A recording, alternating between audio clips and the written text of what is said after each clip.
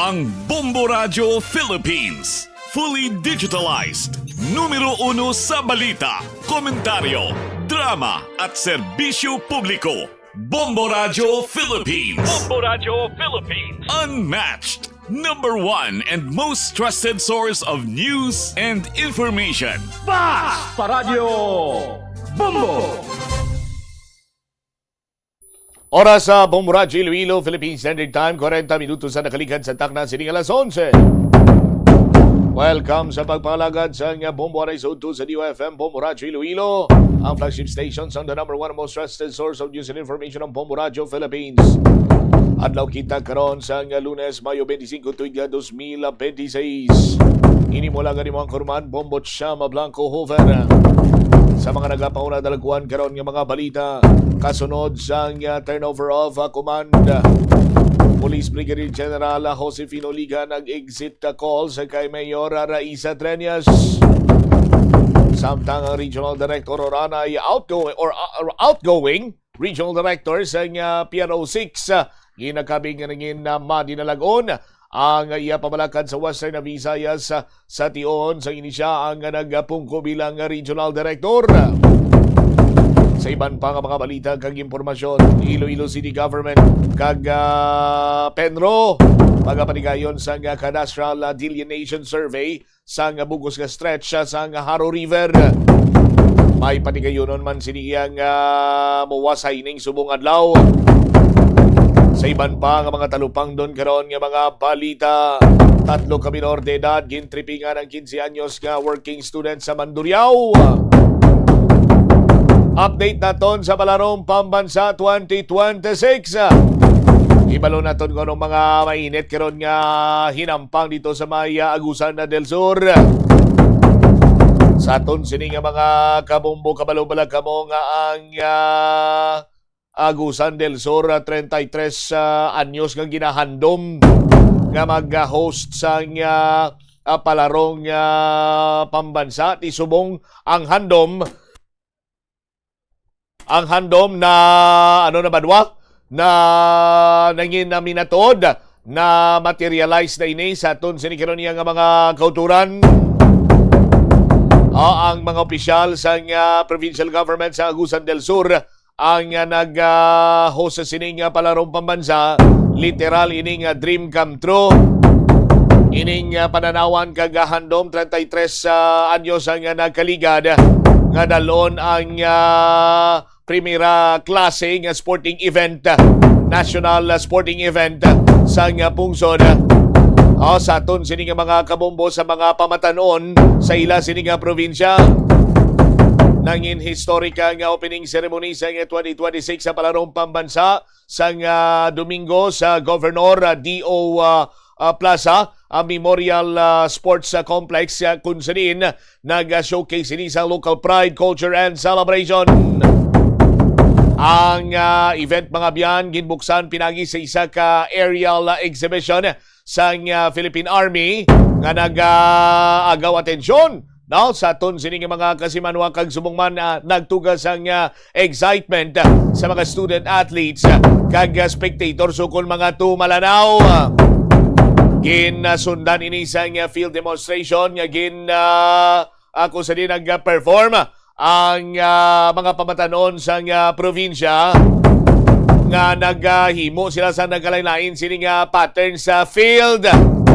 Ang seremonya gilayon naman nga ginasundan sa Parade of Student Athletes nagikan sa 18 ka mga rehiyon kag 2 ka mga organizational teams nga kun sa diin sa aton sining mga kasimanwa nagalakat sa D.O. Plaza Memorial Stadium nga with high confidence and ila siniya nga kun sa diin banwati ginapabutyag man ilang pride bilang mga atleta nga nagarepresentar sa ilaman sini tagsa ka rehiyon.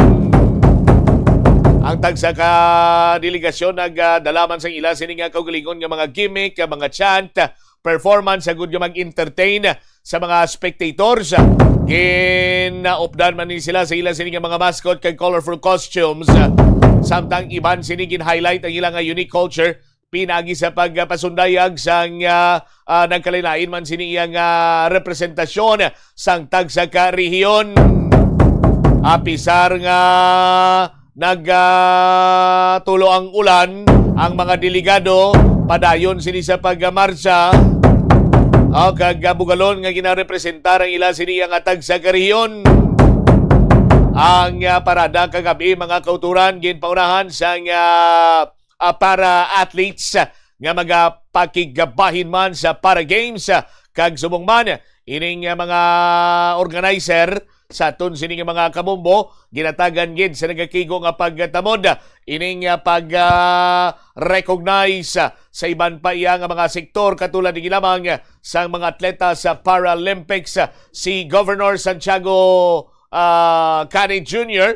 no sa iya sining pahayag ginrecall niya ang malawig na nga handom kag subongman damgo nga konsedin gintingwaan gid sang tanan sa bahin sa probinsya sang Agusan del Sur nga ma-achieve ang nasambitan sini karon nga kahiwatan.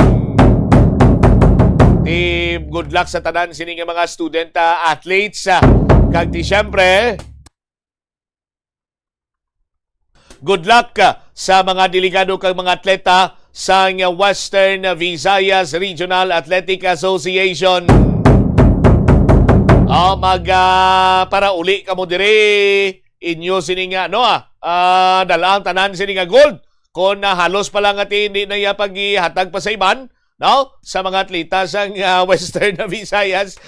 Dalanyo diri pa uli sa syudad or probinsya man sang Iloilo no kag subongman sa iban sining kabanwahanan probinsyahanan nga sakop sa rehiyon sa sa aton sining mga kasimanwa no ipakita sa iban sining rehiyon nga ti forced to reckon with ang Western Visayas athletes sa aton sining mga kasimanwa. 46 minutos na nakaligad sa takna siningala sa 11 sa dugang pa nga mga balita kag impormasyon sa balita sa gyapon sa banagsang hinampang way na naging hatagan pa sang tsansa ni French mga biyan sang French superstar NBA superstar karon no franchise player sang San Antonio Spurs nga si Victor Wembanyama kung sa din nag-take over ini siya agod pangunahan ang kadalagaan sa San Antonio Spurs sa game number 3 sa aton sining mga kabombo or game number 4 sa Oklahoma City Thunder kag subongman sa San Antonio Spurs sa aton sining karon nga mga kasimanwa kung ninyo pa madumduman nakangkon sang sunod-sunod sining kadalagaan or kapierdihan ang San Antonio Spurs batok sa Oklahoma City Thunder sa game number 3 kag or game number 2 and number 3 pierde dire ang San Antonio Spurs sa Oklahoma City Thunder but nagabawi gid sa aton sining mga kuturan ang San Antonio Spurs. Si Wemby mayara sa kabugusan sining 33 puntos sa aton sining mga kuturan sa score or ang score karon manwa 103-82 no sa aton sining mga kasimanwa. 22 anyos pa lang ni si Victor Wembanyama 7-4 sentro sa aton sining mga kasimanwa. 11 out of the 22 ang iya sini nahimo nga mga field goal shots sa court. 3 out of 7 naman sa 3-point range.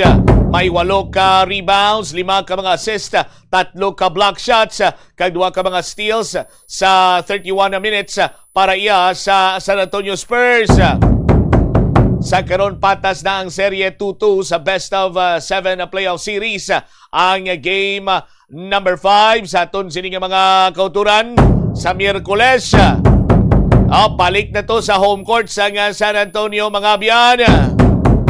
Ang Spurs karon nagalantaw sa ila sining kapalaran sa 2026 NBA Finals since mga biyan nga naging daog nila sa 2014 wala na ini makapanggiraw pa ang San Antonio Spurs Kag subong lamang ini sila nabuhian sang kaugatan sa patagsang finals, sang playoffs, sang ara na mga kasimanwa si Victor Wembanyama.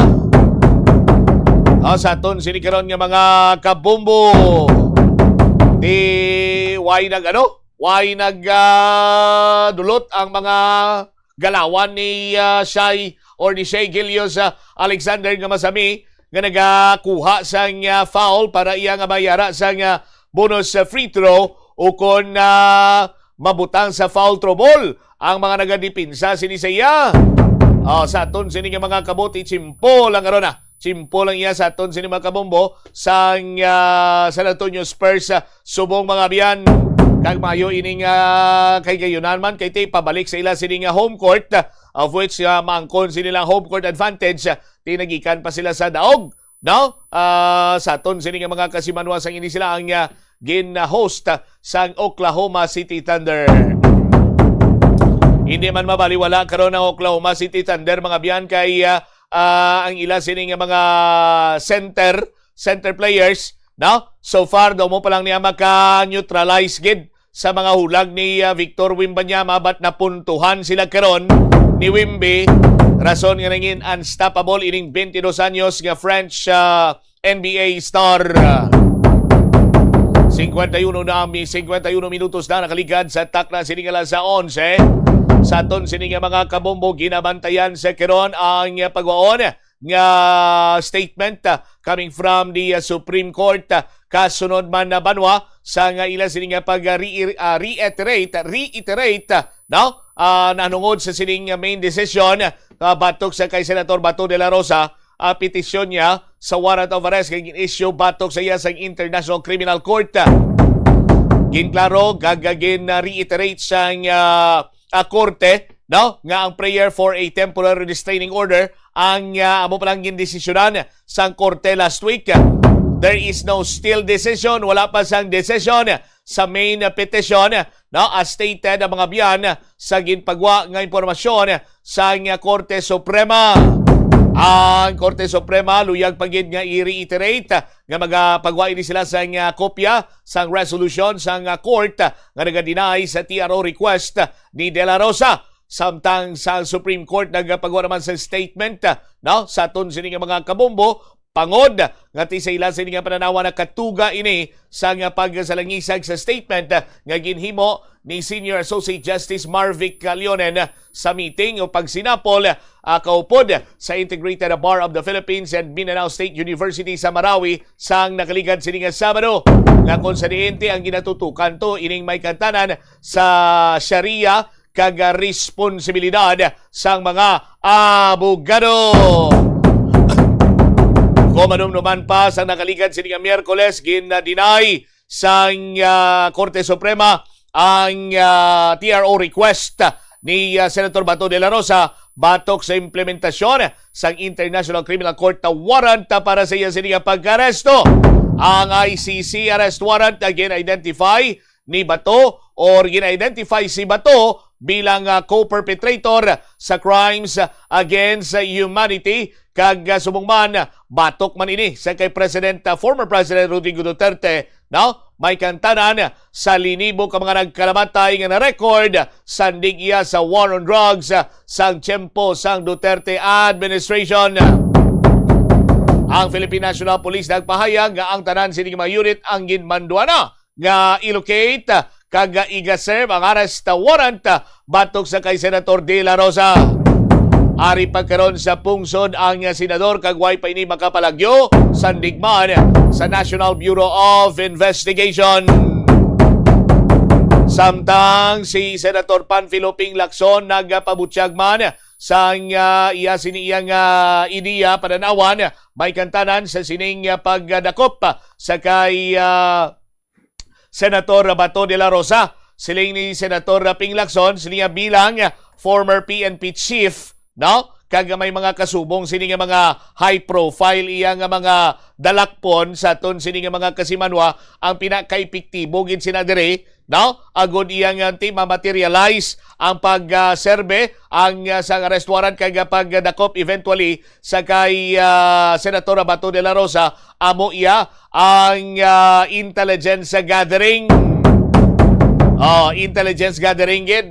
Malani ni Senator Panfiloping Lacson kay ti siya kagi man ni Pro Palagyo mo, no? Sa ton sini nga mga kultura nang inwanted man ini siya before. So komplikado ang intelligence gathering sa pagtumod sa kundiin ang mga whereabouts sa isa iya ka wanted person ti siyempre budlayan man ang aton sini kapulisan sa pagservice ang warrant of arrest kaga pag-implementar.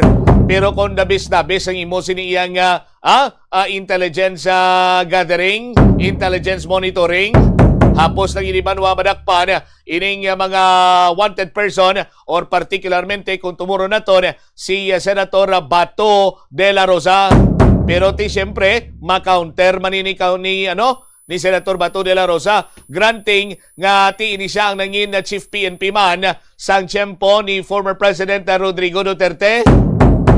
Kag hindi man basta-basta ang nahibaluan ni Senator Bato sa aton sini karon niya nga mga kasimanwa when it comes sa Pinolis, no? Kag subong man na intelligence networking sa aton sini nga mga kulturan ti nagadepende na ini kung sa paano nga pamagi pagadakpon sa aton sini nga otoridad si Senator Bato de la Rosa.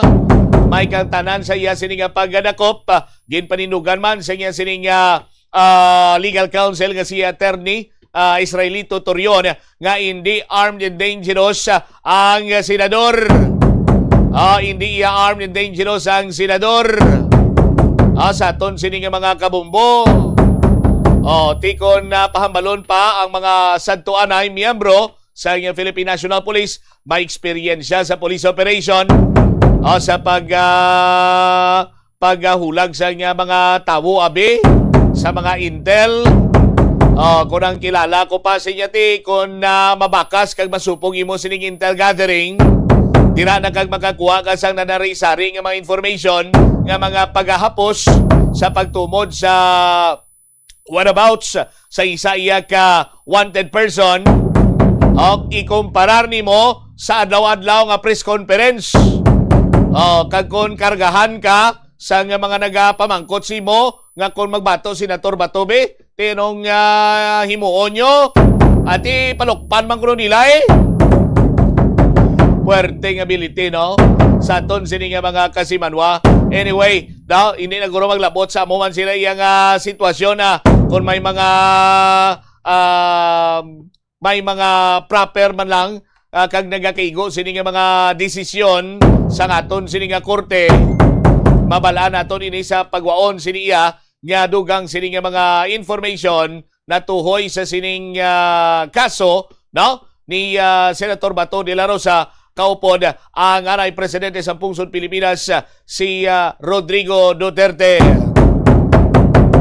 Samtang ang latest nga lihok sang NBI ginapasumo nila si Senator Robin Padilla. Kay si Senator Robin Padilla amo ining pinakauling nga senador nga naging nakaupod ni Senator Bato de la Rosa sang ini siyang nagbiya dito iya sa Maya Senado, nagbiya sa Senate custody.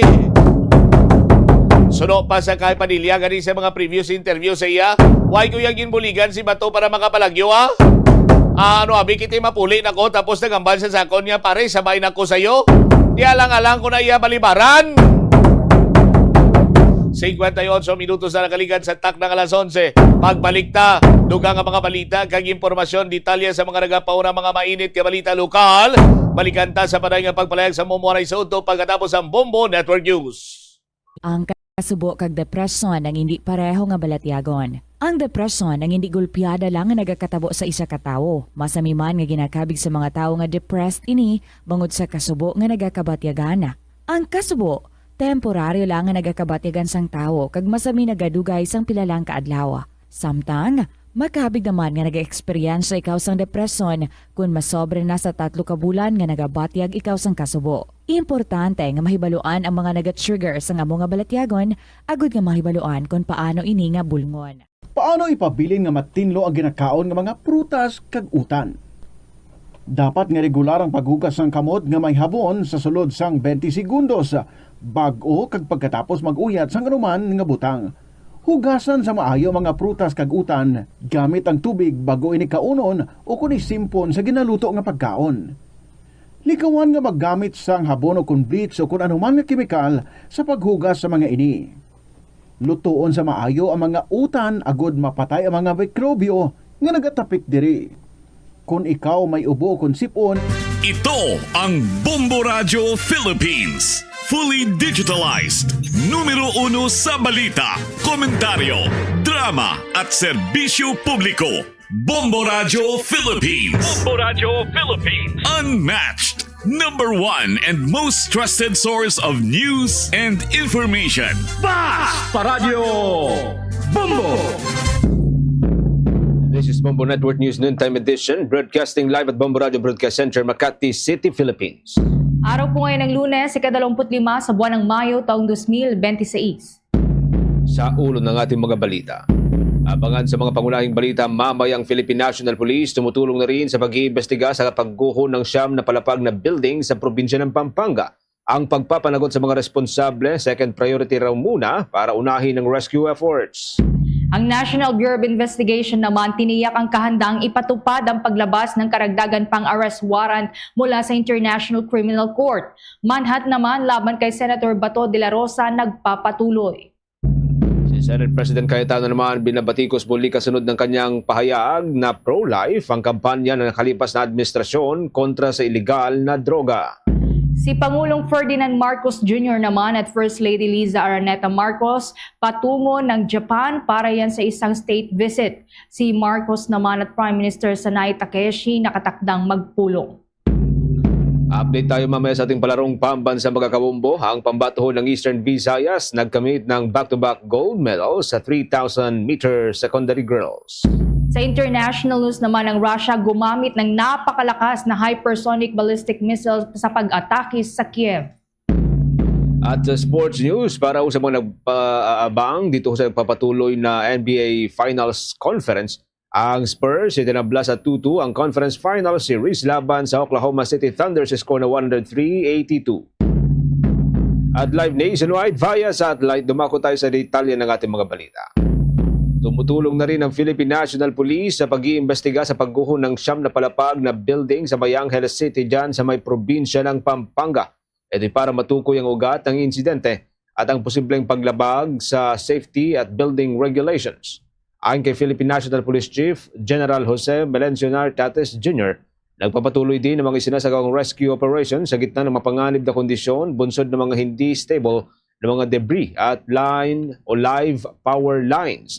Nauna lang nag-deploy ang Police Regional Office 3 o dyan po sa may Central Luzon ng mahigit sa 100 mga pulis para tumulong sa Bureau of Fire Protection, Armed Forces of the Philippines at Angeles City Disaster Risk Reduction and Management Office sa sinasagawang search and retrieval operations, pangasiwa ng trapiko at pagbibigay ng seguridad sa lugar. Nag-abiso naman ang Pambansang Pulisya ng Pilipinas sa publiko na huwag magtungo sa lugar para hindi makasagabal sa sinasagawang operasyon. Base sa pinakahuling ulat, 3 katao na ang nasawi sa pagguho ng gusali habang mayroon pang 18 na kasalukuyang nawawala. Nailigtas naman ang 26 mula sa 47 mga biktima. Nauna lang napaulat na karamihan sa mga biktimang na-trap ay pawang mga construction worker. Tiniyak naman ni Department of Public Works and Highways Secretary Vince Dizon na gugulong din sa lalong madaling panahon ang investigasyon kaugnay ng gumuhang itinatayong gusali sa Barangay Balibago, Angeles City sa lalawigan ng Pampanga. Gayunman, binigyan din ng kalihim na prioridad muna ngayon ang search and rescue operations upang mailigtas ang mga posibleng biktima. Kasama sa investigasyon ang sinasabing malakas na ulan at hangin na tumama noong araw ng Sabado, especially po gabi po yan naganap at nagkaroon ng pulong na pinangunahan ni Mayor Carmelo Lazatin kung saan napagkasunduan ang mas malakas na paggamit ng thermal scanning at mas maayos na sectoring para sa operasyon. Layunin nito na mas maging organisado pa ang deployment ng mga responder at mapabilis ang pagtukoy sa mga critical area. Bukod sa search and rescue operation, tinalakay din ang traffic at access management upang matiyak ang tuloy-tuloy na galaw ng emergency response teams. Sa ngayon, blanco pa rin ang mga otoridad sa eksaktong dahilan ng pagbagsak ng gusali at patuloy pa rin itong iniimbestigahan. Naka-high alert naman ang Philippine Red Cross sa gitna pa rin po yan ng nagpapatuloy na pagresponde sa gumuhungang gusali mga kabombo diyan sa Angeles City sa probinsya ng Pampanga. Ayon sa Philippine Red Cross, nakipagtulungan na ang kanilang ipinadalang team sa mga lokal na otoridad doon. Base sa ground report ng Red Cross, nasa 26 ang nailigtas mula sa 47 individual o apektadong individual, habang patuloy naman ang paghahanap sa 18 iba pa na napaulat na nawawala at kinumpirma rin ng organisasyon ang naunang mga 3 nasawi. Nag-deploy na ang Philippine Red Cross ng Collapse Structure Search and Rescue and Emergency Medical Service Teams mula sa kanilang chapter sa Pampanga at Olongapo para tumulong sa nagpapatuloy na rescue efforts. Meron ding nakatalatag na 24/7 o 24 na welfare desk sa ospital ng Angeles City para magbigay ng restoring family links at psychosocial support para sa mga pamilya ng mga biktima.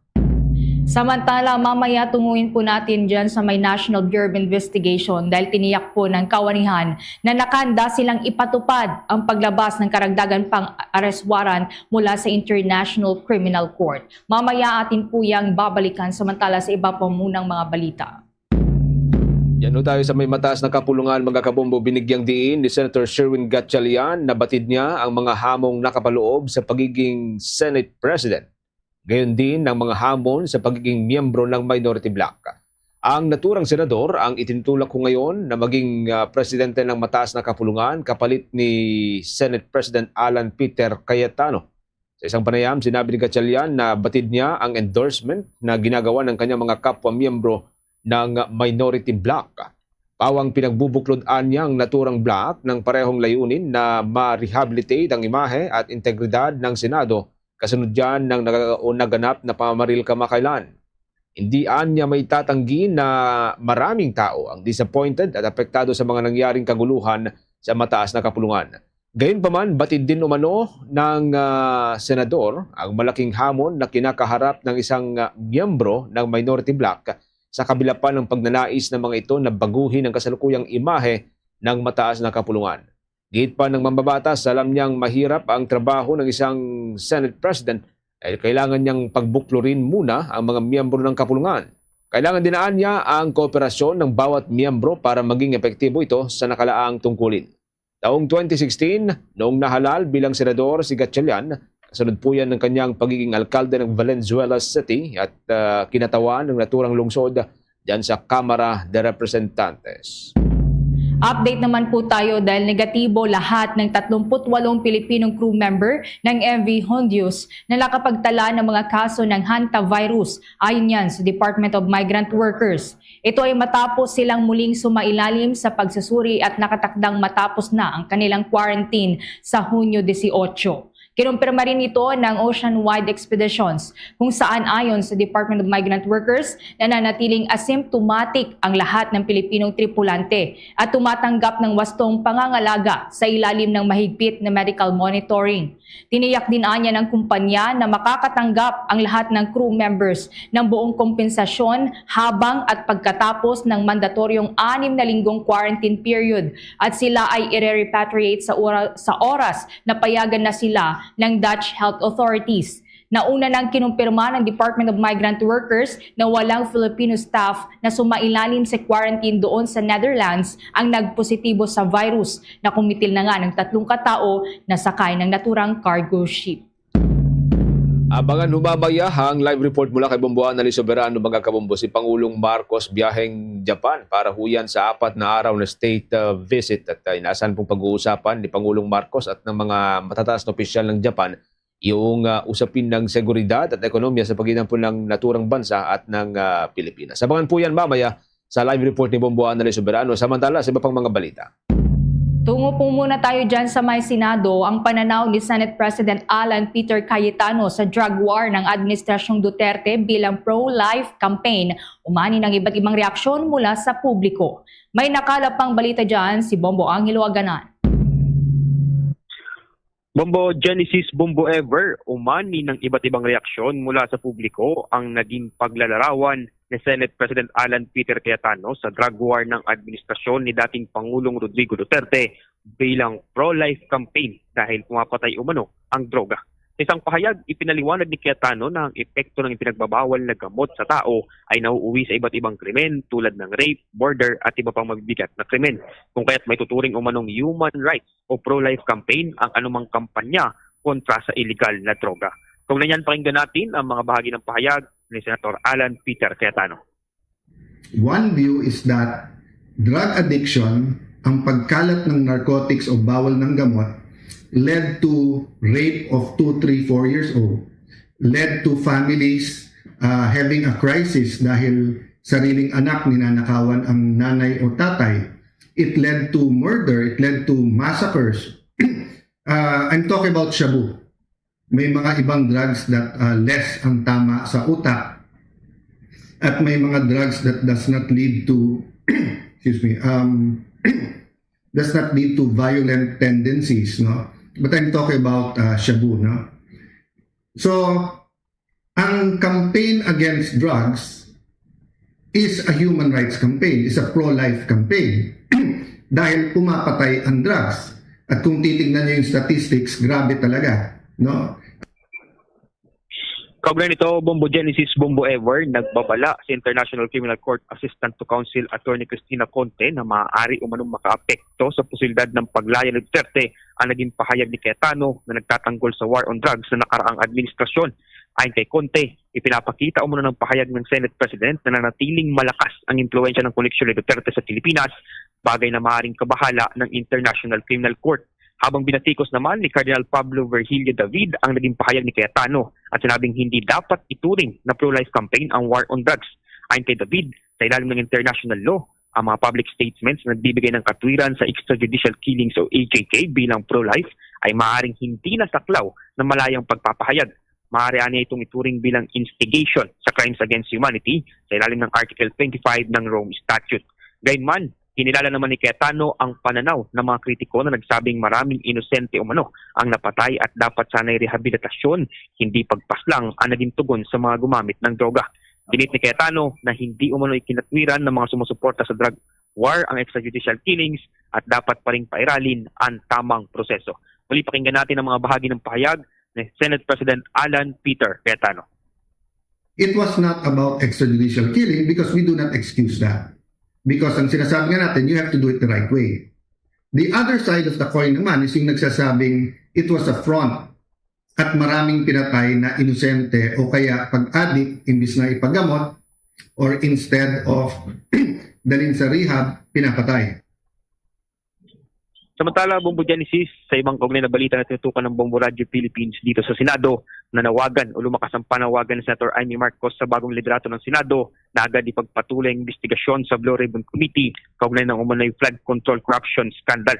Sa isang pahayag, iginit ni Marcos na dapat buksan na ang Blue Ribbon Committee at alisin ang anumang pagtatakip sa issue. Hinikayat niya ang komite na kasalukuyang pinamumunuan ng Senator Pia Cayetano na ipatawag ang mga personalidad na umano'y sangkot sa kontrobersiya. Kabilang sa mga kanyang binanggit ang 18 dating Marines, dating kongresista na si Saldico, dating Executive Secretary Lucas Bersamin at dating Undersecretary Adrian Bersamin. Ang panawagan ay kasunod ng patuloy na diskusyon sa Senado tungkol sa transparency at accountability sa mga proyekto ng gobyerno, partikular na sa flood control programs na sinasabing pinagmulan ng umano'y mga anomalya. Bujelo?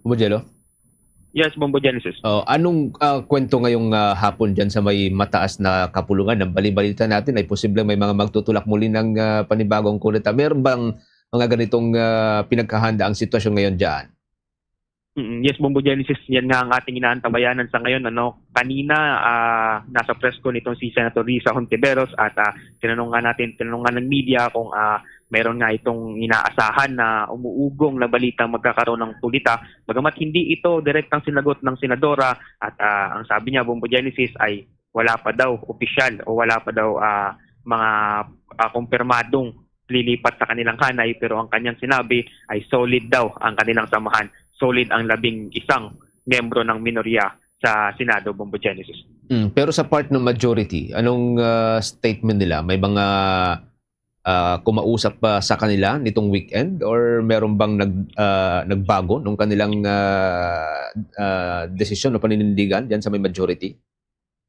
Yes, Bombo Genesis, yan ang ating inaantabayan ng Bombo Genesis kasi yung mga senador ng majority ay hindi pa natin namamataan dito sa Senado bagamat may mga hearing na nagaganap ngayon at hindi pa natin sila nakukuhanan ng pahayag Bombo Genesis.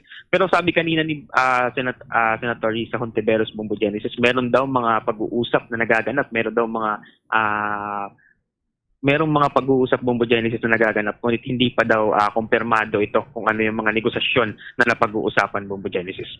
One last point, Bumujelo, no? Ang sabi ni Senate President or former Senate President Soto nung weekend, mga Friday and Saturday, sabi niya si Senator Win Gatchalian ang pinaka-kompromiso na senador na pwedeng maghatak nga ng mga miyembro ng majority para papunta sa minority para bumuo ulit ng panibagong majority sa ngayon. Any statement from Senator Win Gatchalian ngayong araw kung nandiyan na siya sa may Senate? Yan ang kukunin natin mamaya Bombo Genesis bagamat sabi niya nga nitong nakaraang araw ay willing naman daw siya, handa naman daw siya na punan itong tungkulin ng pagiging isang Senate President kung sakaling siya ay maluklok sa pwesto Bombo Genesis. Sige, antabay tayo. Mga alas 3 yung plenaryo muli mamaya, Bumujelo? Yes, Bombo Genesis. Yes, Bombo Genesis. Alas 3 ng hapon, inaantabayanan natin kung ano yung mga bagong magaganap, kung may pagpapalit ba ng liderato, at kung ano pa yung mga mabibigat na mga pangyayaring susunod, Bombo Genesis. Okay. Maraming salamat. Ingat ka dyan sa Senado, Bumujelo. At yan muna ang mga latest updates mula dito sa Senado. Ako si Bombo Anghilogadan. And this is Bombo Radio Philippines, the #1 and most trusted source of news and information. Basta Radio, Bombo! Ang 2026 Palarong Pambansa Updates sa Bombo Radio Philippines, the #1 and most trusted source of news and information. Atin po nagpapatuloy na pagtutok sa mga kaganapan dyan sa may bahagi ng Mindanao kung saan po sinasagawa ngayon itong Palarong Pambansa 2026. Mga kabombo, update ho tayo. Meron pong pambato ng Eastern Visayas, si Krisha May Taharos mula po sa Eastern Visayas ang nagkamit ng back-to-back gold medal sa 3,000 meters secondary girls. May maki-update po tayo sa pamamagitan ng linya ni Bombo Jerwin Aquino.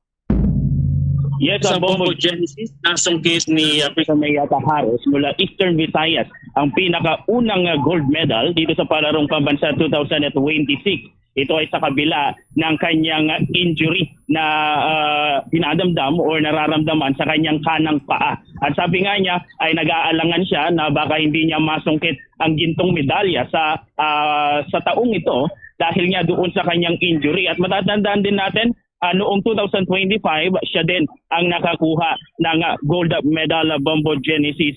Ngunit noong 2024, siya ay silver medal. Pero sabi nga niya, sa ating panayam ay talagang pinaghirapan niya ito, puspusan ng kanyang training at simula grade 6, ito na talaga yung kanyang sports. At sabi nga niya, gusto niya ring makapunta sa Olympics sa babalang araw Bombo Genesis. At ganoon din ang Eastern Visayas ay nakakuha din ng silver medal para dito sa 300-meter athletic event Bombo Genesis sa secondary girls. Ang nakakuha naman ay si Angel Lumakang, na kapwa taga Eastern Visayas ni Taharos. At ang nakakuha naman ng bronze medal ay nanggaling naman dito sa Davao na si Charlene Cos. At sabi din naman ni silver medalist Angel ay talagang nagpursige din ito. Sabay silang nagpra-practice ni Krisha May upang sa ganon ay mapaghandaan talaga itong Palarong Pambansa. Para kay Angel Lumakang ay napakahalaga ng tiwala sa sarili upang sa ganon ay mas magkaroon ng kumpiyansa dito sa Palarong Pambansa 2026 lalo na't malayo sila sa kanilang mga pamilya. At Bombo Genesis sa ating mga kababayan na nakikinig, wag po kayong mag-alala sa init po ng panahon dito dahil ang athletic events ay outdoor game, kaya naman hanggang alas 9 lang. Ano po yung paglalaro nila dito po sa grandstand dito po sa ating main venue dito po sa Prosperidad, Agusan del Sur. At mamayang mga alas 5 ay dito naman po itutuloy yung mga hindi natapos na athletic event, Bombo Genesis. At alas 5, posible na mag-extend naman sila hanggang alas 7.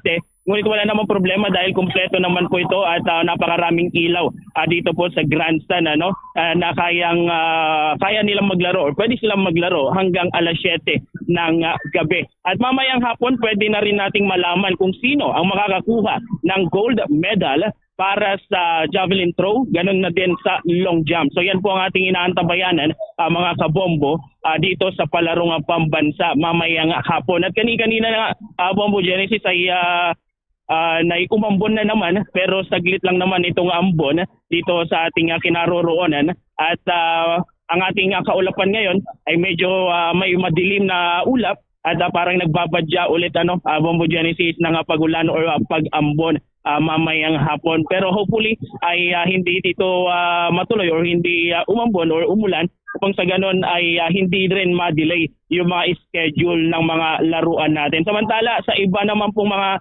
laro, mga kabombo, sa ating mga basketball, volleyball, chess, table tennis ay nagsimula na rin sa iba't ibang playing venues dito sa Agusan del Sur at ang lahat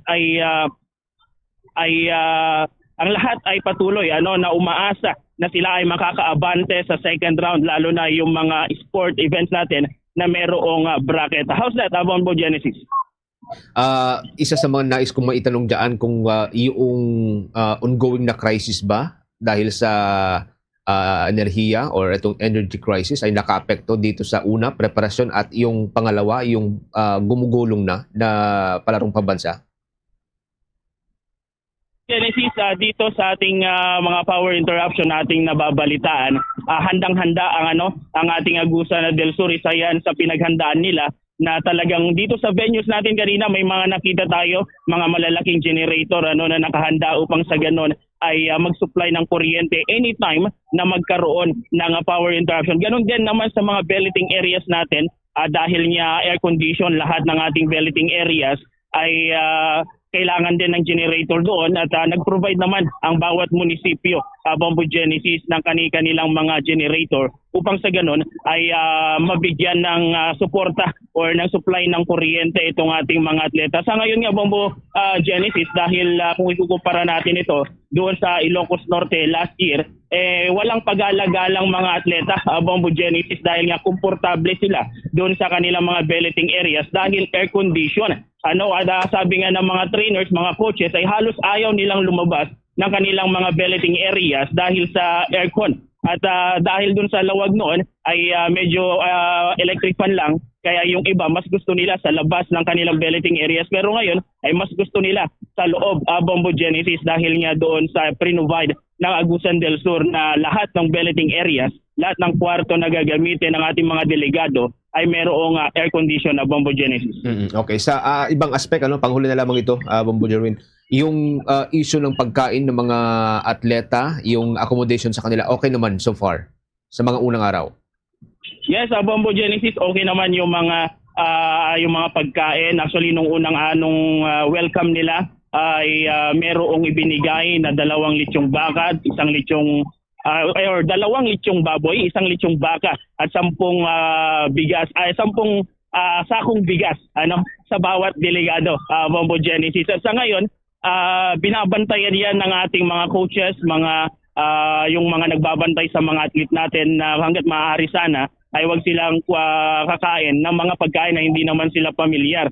Although marami tayong nakita dito, Bombo Genesis, na mga kilawin na sa menu nila. At sana ay yun ang pakiusap ng mga teachers at ang mga coaches sa mga bata.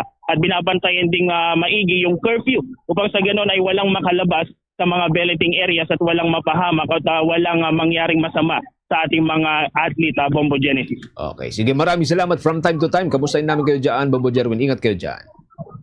Mula dito sa Agusan del Sur para sa special coverage ng Bombo Radio at Star FM para sa Palarong Pambansa 2026, Bombo Jerwin Aquino, Basta Radio, Bombo! Abangan pa rin ang mga susunod pang updates natin mga kabombo mula po dyan sa may bahagi po ng Prosperidad, no? Kung saan po pangunahing venue. Ito nagsisilbing pangunahing venue ng nagpapatuloy po na Palarong Pambansa 2026. Prosperidad, Agusan del Sur. Sa mga kababayan po natin na may mga kamag-anak po nakikibahagi po dito ngayon, from time to time ay maki-update po tayo sa ating mga kasamahan na nakatutok ko ngayon dyan sa Palarong Pambansa 2026. Oras na natin 25 minutes makalipas ang alas 12 ng katanghalian. Sa ibang mga updates tayo, mapela si House Prosecution Panel Spokesperson Zia Alonto Adjong kay Senator Panfilo Lacson na manatili muna sa Senado. Ito'y kasunod ang naunang pahayag ni Lacson na minsan na niyang naisipan na mag-resign bilang senador, lalo na matapos sa mga serye ng kaguluhang naganap sa mataas na kapulungan kamakailan. Ayon kay Representative Adjong, kailangan ng pamahalaan ng mga public servant na may integridad katulad ni Lacson. Nagpapatuloy anya na nakikinabang ang Pilipinas sa karanasan, kahusayan, competence at integridad ni Lacson kasama ang kanyang pagiging independent sa larangan ng public service.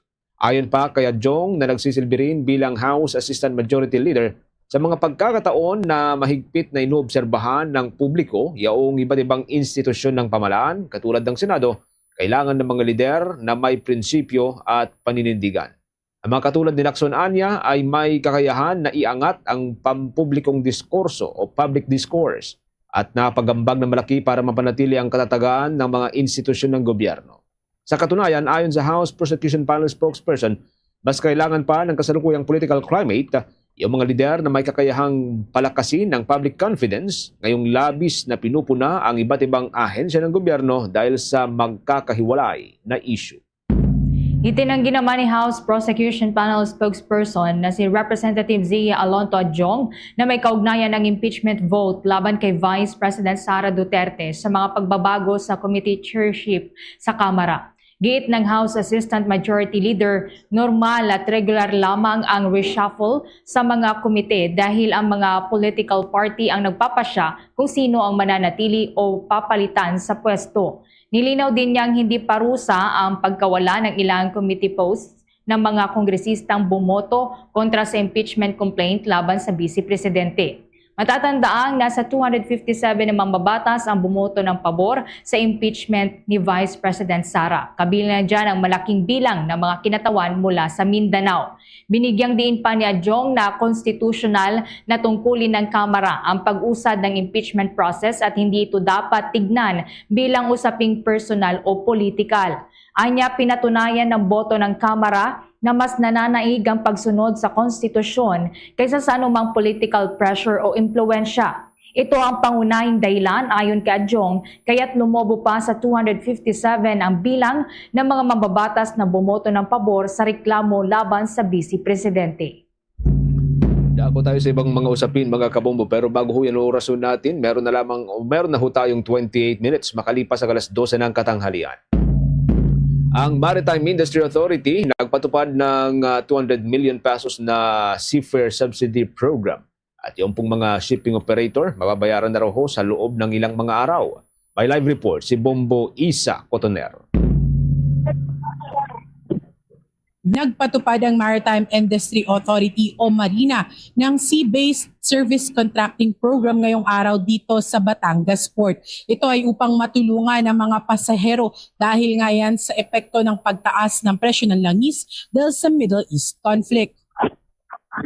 Sa ilalim ng programang Lakbay Alalay ng Gobyerno o Layag, sasagutin ng pamahalaan ang dagdag pasahe sa economy o regular accommodations ng mga kalahok na shipping operators upang manatiling mababa ang presyo ng ticket para sa mga biyahero. Layunin nitong maibalik ang pamasahe sa dating fare rate bago ang pagtaas ng fuel cost.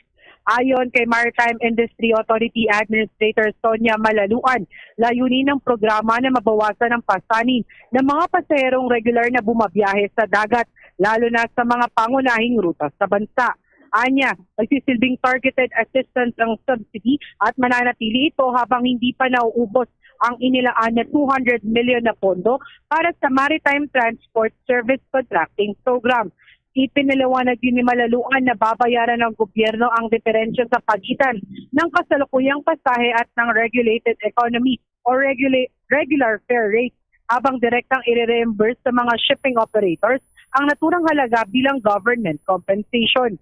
Sinabi pa ng ahensya na target nilang maproseso sa loob lamang ng 2 araw ang reimbursement claims ng mga operators matapos itong isumite upang maiwasan ang pagkaantala o aberya sa operasyon ng mga biyahe sa dagat. Kaugnay niyan, pakinggan natin ang naging kasagutan ni Marina Administrator Sonia Malaluan sa naging pagtatanong ng Bombo Radio Philippines. Good morning, ma'am, sirs. Isa Cotoner from Bombo Radio Philippines po. Paano niyo naman po ma-assure dito sa maritime transport po natin and paano rin po yung coordination niyo with the shipping lines po? We decided that we will pay kung kumpleto agad ang dokumento, we will compute and issue the check kung pwede ng daily. No? And ang kaibahan lang siguro, available yung dokumento sa Marina because we have people in the ports and they are closely coordinating with the Coast Guard and the operator. Bawat trip, kukuhanin na ang passenger manifest at saka ang master's declaration of safe departure. So yan lang yung kailangan plus one-time certification from the company na ito talaga yung kinolekta nila. Kaugnay nito, nasa 1.1 million sea passengers naman ang inaasahang makikinabang sa programa na ipinatutupad sa piling mga pangunahing ruta sa Luzon, Visayas at Mindanao sa pakikipagtulungan ng 33 shipping operators. Kabilang sa mga 11 rutang sakop nito ang Batangas-Calapan, Batangas-Puerto Galera, Iloilo-Guimaras, Cebu, Negros at Zamboanga-Basilan. Ayon naman kay Department of Transportation Undersecretary Mark Stevens Pastor, nais ng pamahalaan na mapalawig pa ang implementasyon ng programa depende sa magiging utilization ng pondo at dami ng mga paserong makikinabang dito. Binigyan din ito na nationwide ang rollout ng programa kaya inaasahang makatutulong ito sa maraming pantalan at mga biyaherong umaasa sa sea transport. Kaugnay niyan, pakinggan naman natin ang tinig ng Department of Transportation Undersecretary Mark Stevens Pastor. Nakadepende po sa numero ng pasahero. Yung formula is based on the discount but it will depend on the number of passengers for that day. So maaari pong humaba pa to ng more than 2 weeks and we hope that it will be more than 2 weeks para marami rin pong makikinabang sa atin on a daily basis. Katulad po nung kinausap namin ni Admin Sonia kanina, nagulat po sila dahil sa diskwento. More than 150 pesos, pwedeng umabot ng 192 pesos, 180 pesos. Yun po, yung diskwento sa isang sakay nila, ilang kilo na po ng bigas yun, ilang meals na po yun, makakatulong po talaga sa pang-araw-araw nila. Pangalawa po, yung rollout po ng programang ito ay nationwide. Nandito lang po tayo sa Batangas Port today, but nationwide po yung rollout nila, Admin Sonia, and ng buong Marina sa iba-ibang puerto po natin sa bansa. Bombo isa? Yes, Bombo Genesis. Oo. Paano kapag naubos yung 200 million pesos? May susunod pa ba? Wala na. Actually, Bombo Genesis, sa naging pulong balitaan kanina matapos yung paglulunsad nga ng programa, sinabi naman ni Department of Transportation Undersecretary Pastor na kasama doon sa hiniling ng Department of Transportation na dagdag pondo sa Department of Budget and Management itong maritime transport. Anya, nasa 6 billion ang hiniling nila. Kapwa na yan doon sa land-based transportation pati dito sa maritime transport, Bombo Genesis. So kung ilalabas yon no ng DPM ay makakasama o mas mapapalawig itong contracting program, service contracting program para naman sa ating mga ship o sa ating mga barko, Bombo Genesis. Kung matatandaan natin, Bombo Genesis, yung last na panayam natin kay Department of Transportation Secretary Banoy Lopez, anya, ay mukhang positibo naman dito ang DBM. Ngunit kailangan pa nating hintayin kung kailan talaga ilalabas itong dagdag na pondo na 6 billion, Bombo Genesis. Okay, maraming salamat, Moisa. Para sa Bombo Network News, ito si Bombo Isa Cotoner and this is Bombo Radio Philippines, the number one and most trusted source of news and information. Basta Radio Bombo. Meron na lamang ko tayong 25 minutes bago po sumapit ang alauna ng hapon, mga kabombo. Nakatakdahong bumiyahe bukas patungong Japan si Pangulong Ferdinand Marcos Jr. para sa isang 4 na araw na opisyal na state visit upang magbuka sa mga bagong kasunduan sa defense, kalakalan at human resources. Ang Department of Foreign Affairs spokesperson Annalyn Ratonel, ito ang kauna-unahang state visit ni Pangulong Marcos sa Japan na naglalayong palawakin pa yaong bilateral agreement, MAP, at patatagin ang economic cooperation sa pagitan ng dalawang bansa. Inayag din ni Ratonel na kabilang sa mga pangunahing agenda ng naturang biyahe ang paglagda sa mga bagong trade and investment pacts, pagpapalawig pa ng oportunidad sa human resources at pagigting ng kooperasyon sa maritime security sa pagitan po ng defense equipment at information sharing. Nakatakda rin makipagpulong ang dalawang lider upang talakayin yung mga panrehiyong issue katulad ng Association of Southeast Asian Nation Challenges at ang pagpapanatili ng katatagan sa Indo-Pacific region. Bukod sa mga opisyal na dialogo sa pamahalaan ng Japan, makipagpulong din si Pangulong Marcos sa mga Japanese businessmen upang maganyak ang mga bagong puhunan at haharap sa mga Filipino community doon bago bumalik sa Pilipinas. Narito po ang bahagi ng pagpapaliwanag pa ni Department of Foreign Affairs spokesperson Annalyn Ratonel. Ma'am, good morning po. Ann Soberano po ng Bombo Radio. Ma'am, ano-anong mga bilateral agreements o partnership ang inaasahang mapipirmahan sa pagbisita po ng Pangulo sa Japan? Okay. Inaasahan pong mag-anunsyo ang dalawang bansa ng mga bagong kasunduan sa defense, trade and investment, at the human resources. As to the specifics po, let us await the official statement upon the conclusion of the state visit. Kasama po ba ma'am sa agenda ang usapin sa regional security at development sa West Philippine Sea na papag-usap? Yes. Ang dalawang leaders po ay expected to discuss regional and global issues kagaya po ng ASEAN and challenges in the Indo-Pacific region. For the Philippine side po, gusto nating mapagtatag o deeper ang collaboration natin on operational cooperation in maritime and security areas. Kasama na dito ang information sharing, ang collaborate po ng ating defense agencies, and ang transfer po ng defense equipment. Last on my end, may inaasahan po bang bagong economic investment o trade commitments mula sa Japan kasunod po ng state visit ni Pangulo? Siguro po hintayin natin ang official statement upon the conclusion of the visit. Ang masishare ko po ngayon ay tiyak na mapapag-usapan ang economic cooperation at ang possible na new agreement on trade and investment. Bahagi po yan na paliwanag ni Foreign Affairs Department spokesperson Annalyn Ratonel sa pagtatanong ng Bombo Radio Philippines. Bombo International News.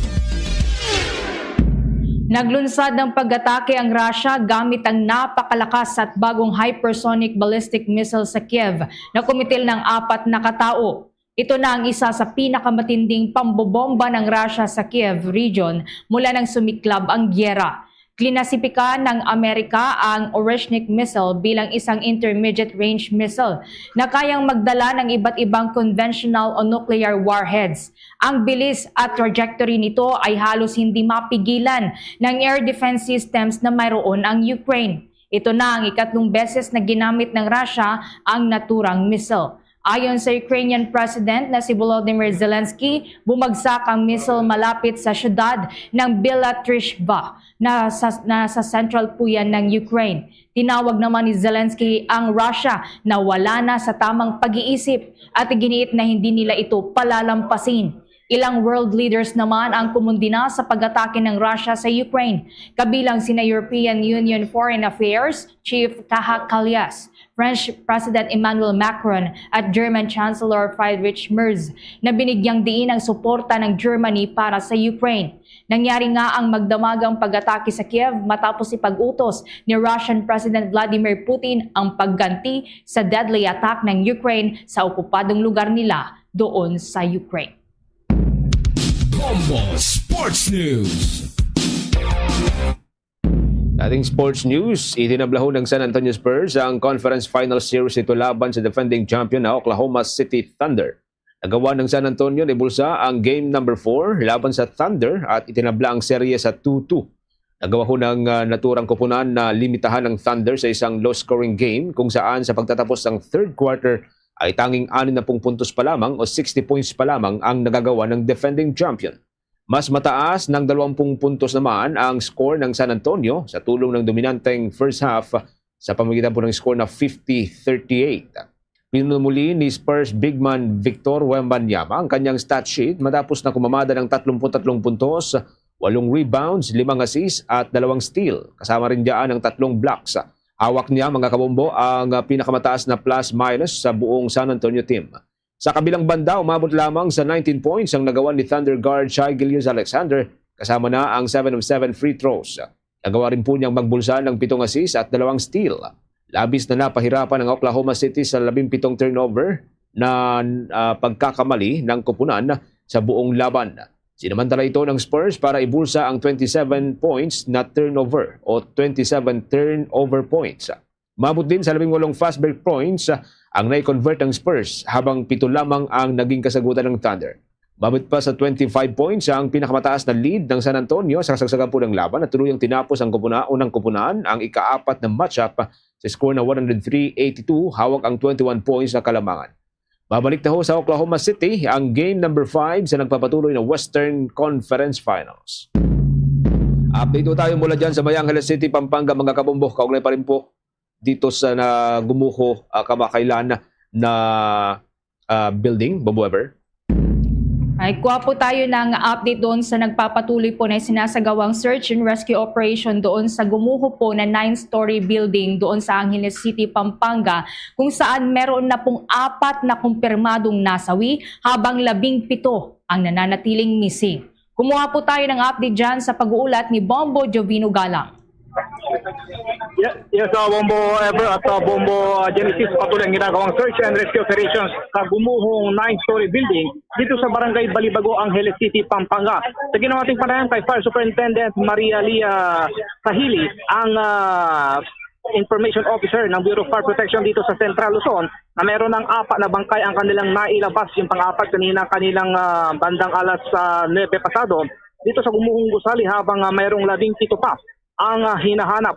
Base sa kanilang informasyon ay 47 na katao ang nadamay, kung saan 26 dito ang na-rescue mula dito sa under construction ng 9-story building, kung saan ito ay taong 2023 pa nang simulan ang pagpapatayo ng nasabing building. So narito, na kasalukuyan ginagawa yung thermal scanning ng mga kasapi ng DST at ilang mga rescue groups wala sa iba't ibang parte ng ating bansa. So narito, yung ating panayam kay Fire Superintendent Sahili. Nag-stop na po sila because we already retrieved the other 4th victim po. And right now po, nagkakandak na po tayo ng thermal scanning para po to make sure na meron pang signs of life. So yun yung dino-double check. So declare na as a search and retrieval, no?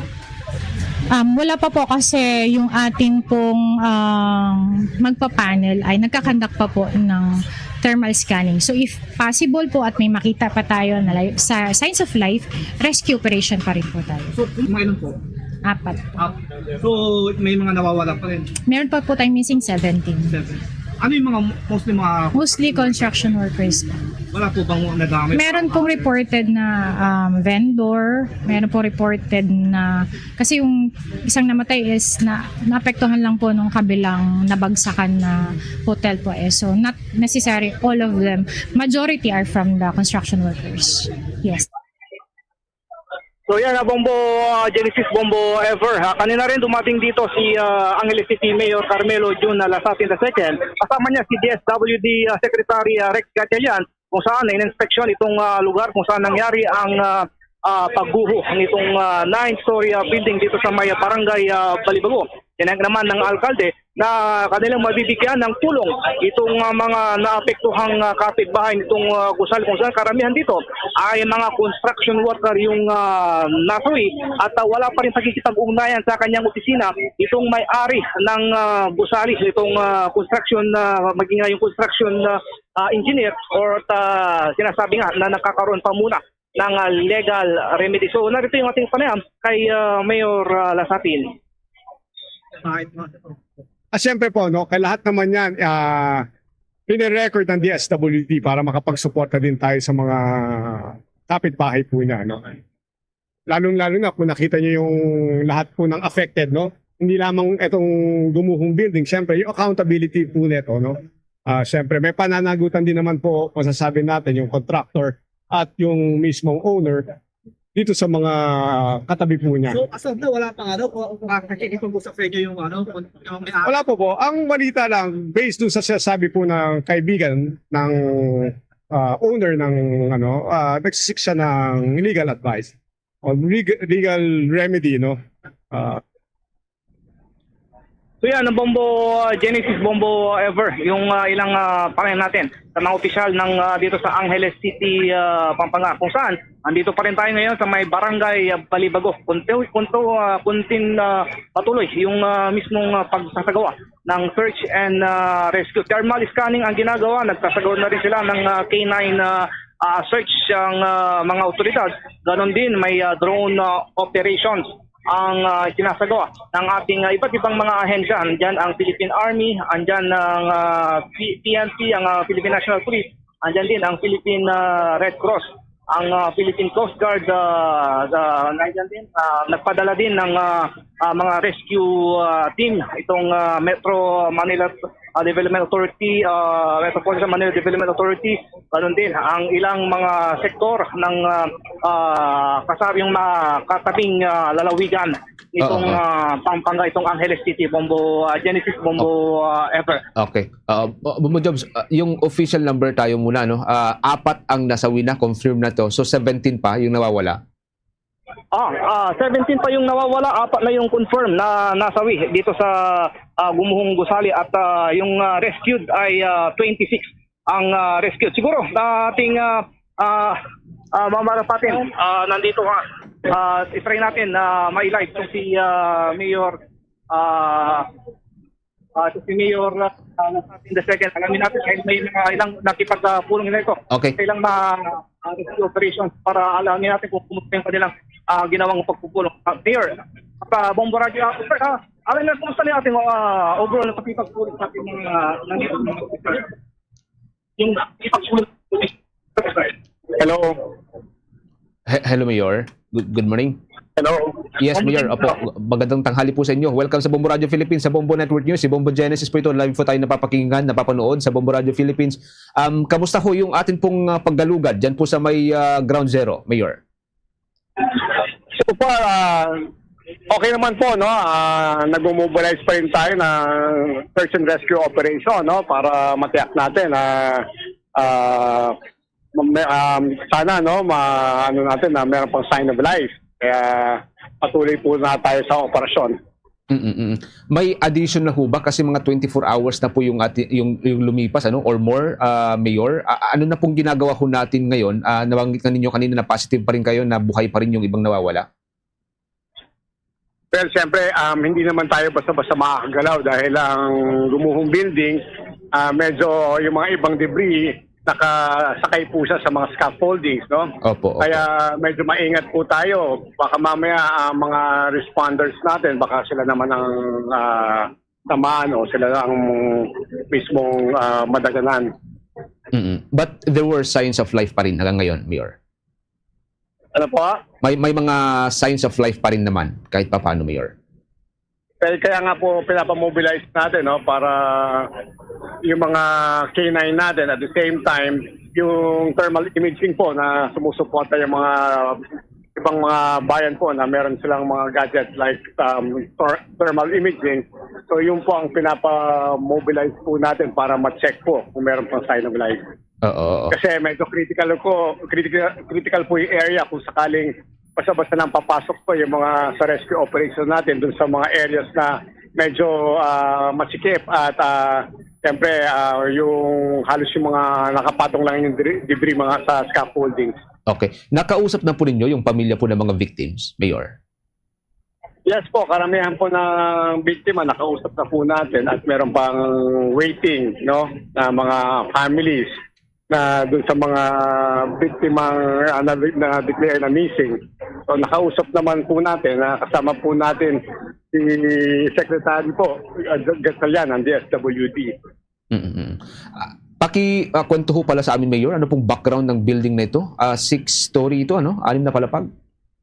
Actually, sa permit po niya is it's a 9-story building po. 9-story. So, pero sa ngayon, hindi pa po natatapos? Hindi pa po natatapos. Oo. Ano to, para saan po sana gagamitin ito, Mayor, kung sakali matapos na? It's a hotel po, no? Yun ang nakalagay po doon sa kinuha po niyang permit. Pero before itong nangyaring pagguho, wala naman kayo nakitang anumang violation, like environmental violation itong or construction violation itong may-ari nito, Mayor? So far po, lahat ng mga sinabit po nilang dokumento ay tama po naman po lahat. Kaya alam po natin, sa mga dokumento po, tama po, no? Kaya hindi ko rin masasabi kung structurally meron silang mga violations. Kaya nga, nandito po yung mga kaibigan po natin para imbestigahan po yung structural integrity po ng building na ginawa. Ang Angeles City LGU, may hiwalay po itong investigation, Mayor? Yes po. Kasi marami rin pong sumusuporta sa atin. Maliban po sa Angeles, sa CEO po natin, at sa DPWH, meron pa po tayong external force para mag-imbestiga po. Okay, sige. Mayor, thank you so much sa oras ho ninyo. No? Pakiusap po kayo sa mga listeners, mga viewers natin ngayon, Mayor. Bob Weber. Yes, okay, Bob Weber. Unang-una, sa lahat po na sumuporta sa atin, sa iba-ibang ahensya ng gobyerno, maraming salamat po, lalo na yung mga national institutions natin. Maraming salamat po. At sa mga nandito po, no, na sumusubaybay, ginagawa po natin ng 24/7 ang makakaya po natin. Sana may mga tagpuan pa po tayo, mga biktima na buhay pa po. Mayor, may pahabol lang si Bob Weber. Bob Weber, may question? Yes, Okay, Mayor. yan po po, okay. Genesis po po, medyo busy na. Kasi may kuha ng ang ating disaster fee. Meron din yung initial disaster rescue team at BSU Protector. Okay, medyo nawala ng signal ni Bobo Jobs. Okay, sige. Try natin makuha pa rin ang linya ni Bobo Jovino mamaya. Okay na. Okay na ba? Hello. Okay, sige. Try natin mabalikan muli ang linya ni Bombo Jovino mamaya, mga kabombo. No? Kami pa rin po sa nagpapatuloy na pagtutok ng Bombo Radio Philippines sa gumuhong anin na palapag na building dyan sa may bahagi po ng Angeles City, dyan sa may probinsya ng Pampanga. Meron na lamang ho tayong 7 na minuto bago po sumapit ang alauna ho ng hapon, mga kaumbo. Diretso na ho tayo sa ating mga balitang tinutukan ng ating mga provincial station. Ang 2-time palarong pambansa gold medalist mula ho sa National Capital Region looking forward na makasungkit muli ng karangalan sa pagpapatuloy po ng palarong pambansa ngayong taon. Ay apit dyan ang Star FM Manila. Looking forward sa isang smooth na performance at target rin na makapag-uwi muli ng karangalan mula sa Palarong Pambansa 2026 ang 2-time palaro gold medalist na si King CJ Pernia ng National Capital Region. Puspusan ng naging paghahanda ng artistic gymnast para sa Palarong Pambansa ngayong taon na kasalukuyang nagaganap sa Prosperidad, Agusan del Sur. Bukod pa rito, nagpakita ng kanyang husay ang 17-year-old gymnast sa nagdaang Men's Artistic Gymnastics Ranking Meet na ginanap naman sa Intramuros, Manila. Looking forward naman ng atleta sa isang matagumpay na palarong pambansa para sa kanya at sa mga kasama nito sa NCR. Ngayon po sobrang excited po ako. Kailangan lang po talaga namin, magagawa po namin lahat yung routine. Wala pong failure, walang aksidente. Focus lang po kami. Sobrang happy ko po kasi po yung Pasig nga po is todo support po sa mga atleta po. Maraming salamat po sa mga sumuporta.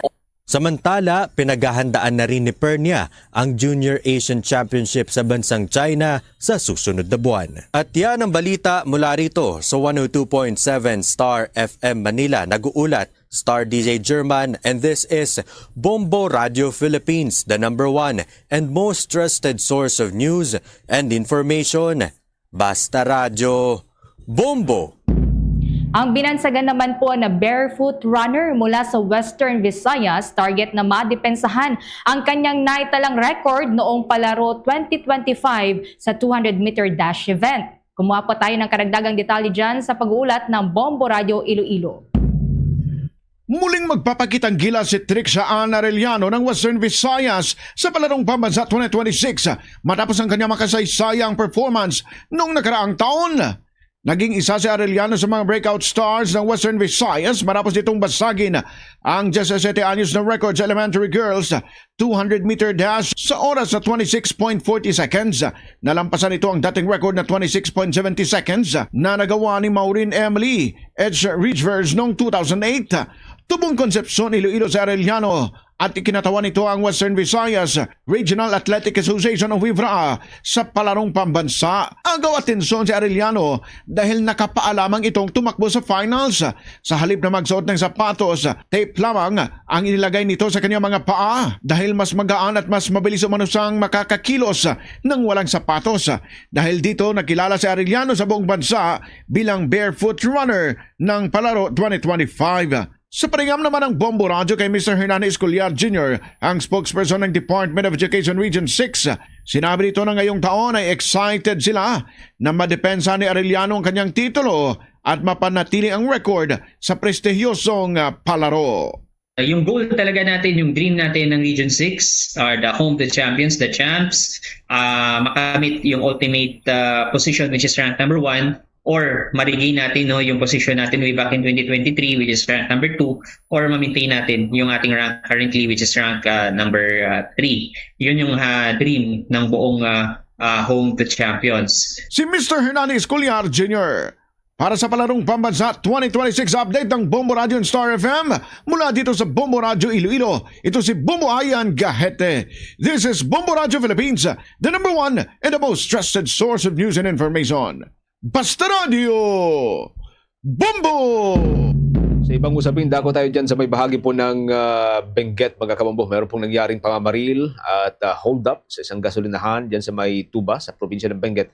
Patuloy po itong iniimbestigahan at nakapagtangid ako yung mga suspect ng hanggang sa 260,000 pesos na cash. May update ang Bombo Radio Baguio. Iniimbestigahan ngayon ang umano'y insidente ng pamamaril at hold-up sa isang gasolinahan sa Camp 32 Benguet na naganap kagabi Mayo 24 ng kasalukuyang taon. Batay sa inisyal na impormasyong nakalat ng Bombo Radio News Team, tinatayang aabot sa 260,000 pesos ang natangay ng mga sospek. Ayon sa ilang residente, ilang ulit na umanong nabibiktima ng pagnanakaw ang naturang gasolinahan, ngunit ito umano ang unang pagkakataon na nauwi sa pamamaril ang insidente. Ilan sa mga residente ang nagsabing nasa loob lamang sila ng kanilang mga tahanan nang marinig ang sunod-sunod na putok ng baril.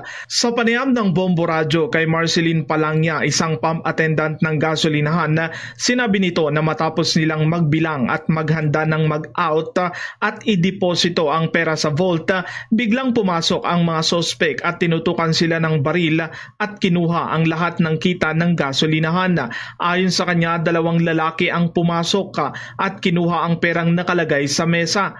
Dagdag pa niya, nagulat sila sa pagdating ng mga sospek kung kaya't sumigaw ito at humingi ng tulong sa mga nagiinuman sa gilid ng kalsada. Nang habulin sana ang mga ito, nagpaputok ang mga sospek ng sunod-sunod kaya't napilitang magtago ang mga biktima. Agad na tumawag ng pulis ang mga empleyado matapos ang insidente. Punta na kami dyan sa loob. Tapos, nagbilang na kami ng pera namin, mag-out na kami. Tapos, nung idodrop na sana namin yung sales namin sa vault, biglang may pumasok na nanutot ng baril sa amin. Kinuha lahat ng mga sales namin na more than 260,000. Nagsigaw, nagulat ako. Sumigaw ako. Tapos, nung nakuha na yung pera, tapos buti na lang nakatakpa ni ma'am. Nagpatulong kami doon sa mga may nagiinuman doon, katulong kami. Pero nung hahabulin sana nila, nagpaputok sila ma'am ng sunod-sunod. Kaya nagtago kaming lahat. Tapos nung hindi na sila nagpapaputok ma'am, lumabas na kami. Tapos yun, doon na kami tumawag ng pulis. Sa kabila nito, nagpapatuloy pa rin ang operasyon ng naturang gasolinahan habang isinasagawa ang investigasyon ng mga otoridad. Mula dito sa lungsod ng Baguio, para sa Bombo Network News, Bombo Benjo Guzman, and this is Bombo Radio Philippines, the number one and most trusted source of news and information. Basta Radio, Bombo. Tuloy-tuloy lamang po sa pagsubaybay sa ating 32 fully digitalized AM at FM stations gamit ang ating mga social media pages, mga kabombo. Pwede po ninyong subaybayan, pwede po kayong makinig at manood sa mga programa ho ng ating mga provincial station gamit yung kanilang sariling social media pages. Sa Luzon area, sa mga kababayan po natin dyan sa may norte, nariyan po ang Bombo Radio Kawayan, ang Bombo Radio Dagupan at Star FM Dagupan, dyan sa may Pangasinan at mga katabing lugar. Dyan sa may Benguet at mga katabing probinsya, nariyan ang Bombo Radio Baguio, ang Bombo Radio Legazpi dyan sa may Bicol region, at dito ho sa Mega Manila ang Star FM Manila. Diyan din po sa Luzon area, partikular na po sa may Cagayan Valley region, maaaring niyo pong tutukan ang Bombo Radio Tugigaraw. Habang sa Ilocos region, nariyan naman po ang Bombo Radio Lawag, Bombo Radio Vigan at Bombo Radio La Union. Habang sa Bicol region, nariyan naman po ang Bombo Radio Naga. Mga kabombo Caster Nation, bago tayo magtapos, samahan niyo po kaming manalangin ng Prayer for Peace in union with the Prayer Vigil for Peace led by Pope Leo XIV. Lord, make us instruments of your peace in a world wounded by conflict, especially in the Middle East, where fear, anger, and uncertainty continue to grow. We turn to God in humble prayer.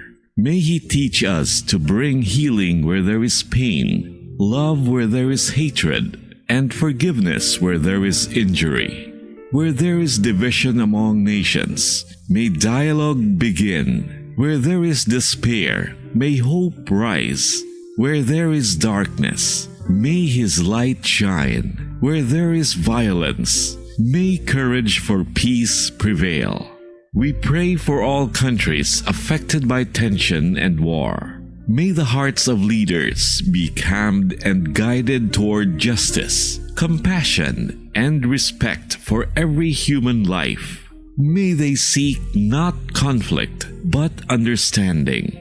O Divine Master, teach us not to seek to be understood, but to understand. Not to be consoled, but to console. Not to be loved, but to love. For it is in giving that we receive, in pardoning that we are pardoned, and in letting go of hatred that we are born into true and lasting peace. May your peace descend upon the Middle East and the whole world, upon every suffering family, every frightened child, and every weary heart. We ask this through Christ our Lord. Amen. Yan na po ang kalipunan ng ating balitaan para sa Bombo Network News, ang back-to-back winner sa Catholic Mass Media Awards bilang Best News Program. Mula rito sa News Center Makati, this is Bombo Radio Philippines, the number one and most trusted source of news and information, Basta Radio. Bombo! For the most trusted source of news and information, visit our website at www.bomboradio.com. Follow us on Bombo Radio mobile app, Facebook, YouTube, TikTok, and X, formerly Twitter. Like, share, and stay connected. Anytime, anywhere.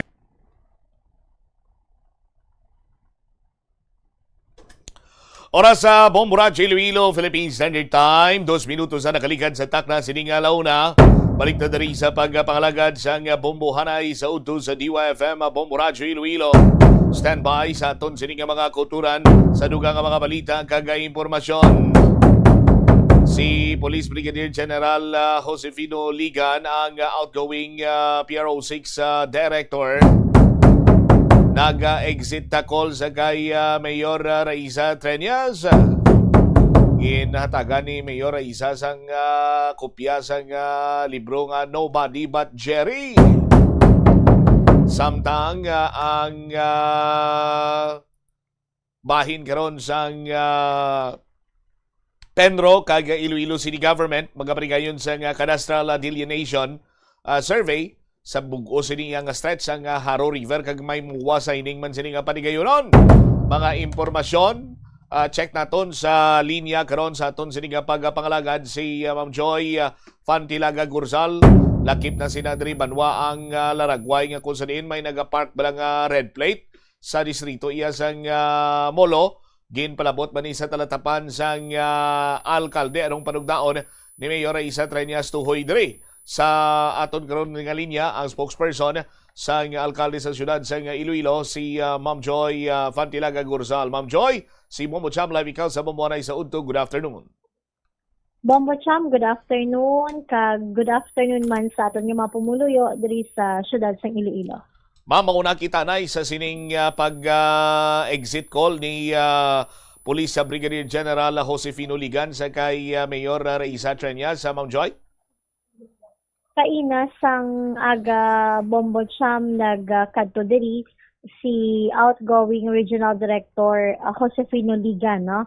Diri sa office ni Mayor Raisa Treñas kay ang effectivity sa iyang relief order daw promotion man ni gani para sa iya according man sa iya kag ina pag meet nila no ni Mayor, no. Nag-exit call siya bilang kotisiya no sa nagapungko nga alkalde diri sa Iloilo City and nag-wish good luck man ang ato sining alkalde sa outgoing regional director kag siling gani ni Mayor nga welcome gid siya anytime nga magbalik siya diri sa Iloilo City. All right, tumaygin hatag pa to si Mayor nga handumanan para kay General Ligan daw kopya to sang bantog libro ni former Mayor Jerry Treñas sa Ma'am Joy?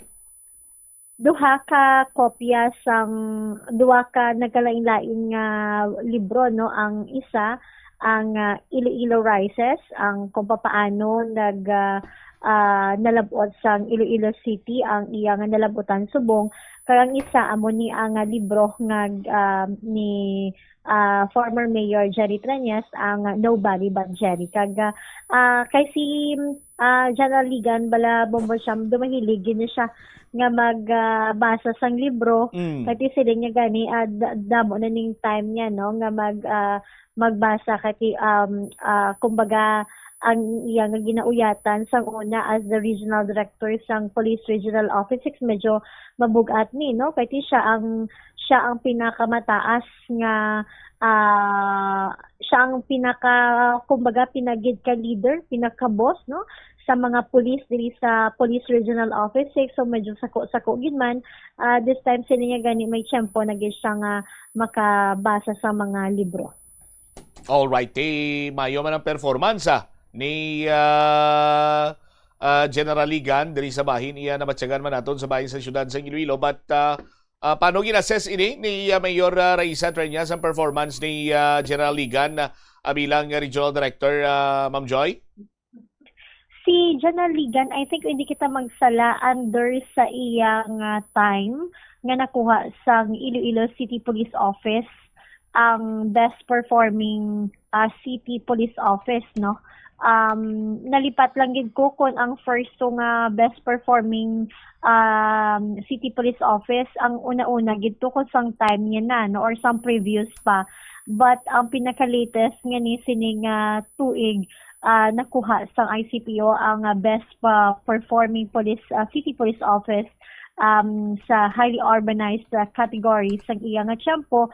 Kag ti ang kumbaga Bombo Cham ang support bala, no, sang kada isa sang LGU kag sang pamunuan sang Philippine National Police, dako nga bagay para nga ma-achieve naton ang kag ma-maintain naton ang peace and order diri sa aton nga lugar, especially sa Iloilo City. Kay tikulan tawon naton may mga krimen man tuod nga nagakatabo, but masiling naton nga hindi amo na, no, kalala ikumparar naton sa iban nga lugar. So dako ini nga bagay kag dako man ini nga ginapasalamatan sa aton nga alkalde. May schedule na ang incoming RD sa nga PRO6 ka mag-courtesy call sa kay Mayor Sini nga Treñas? simana.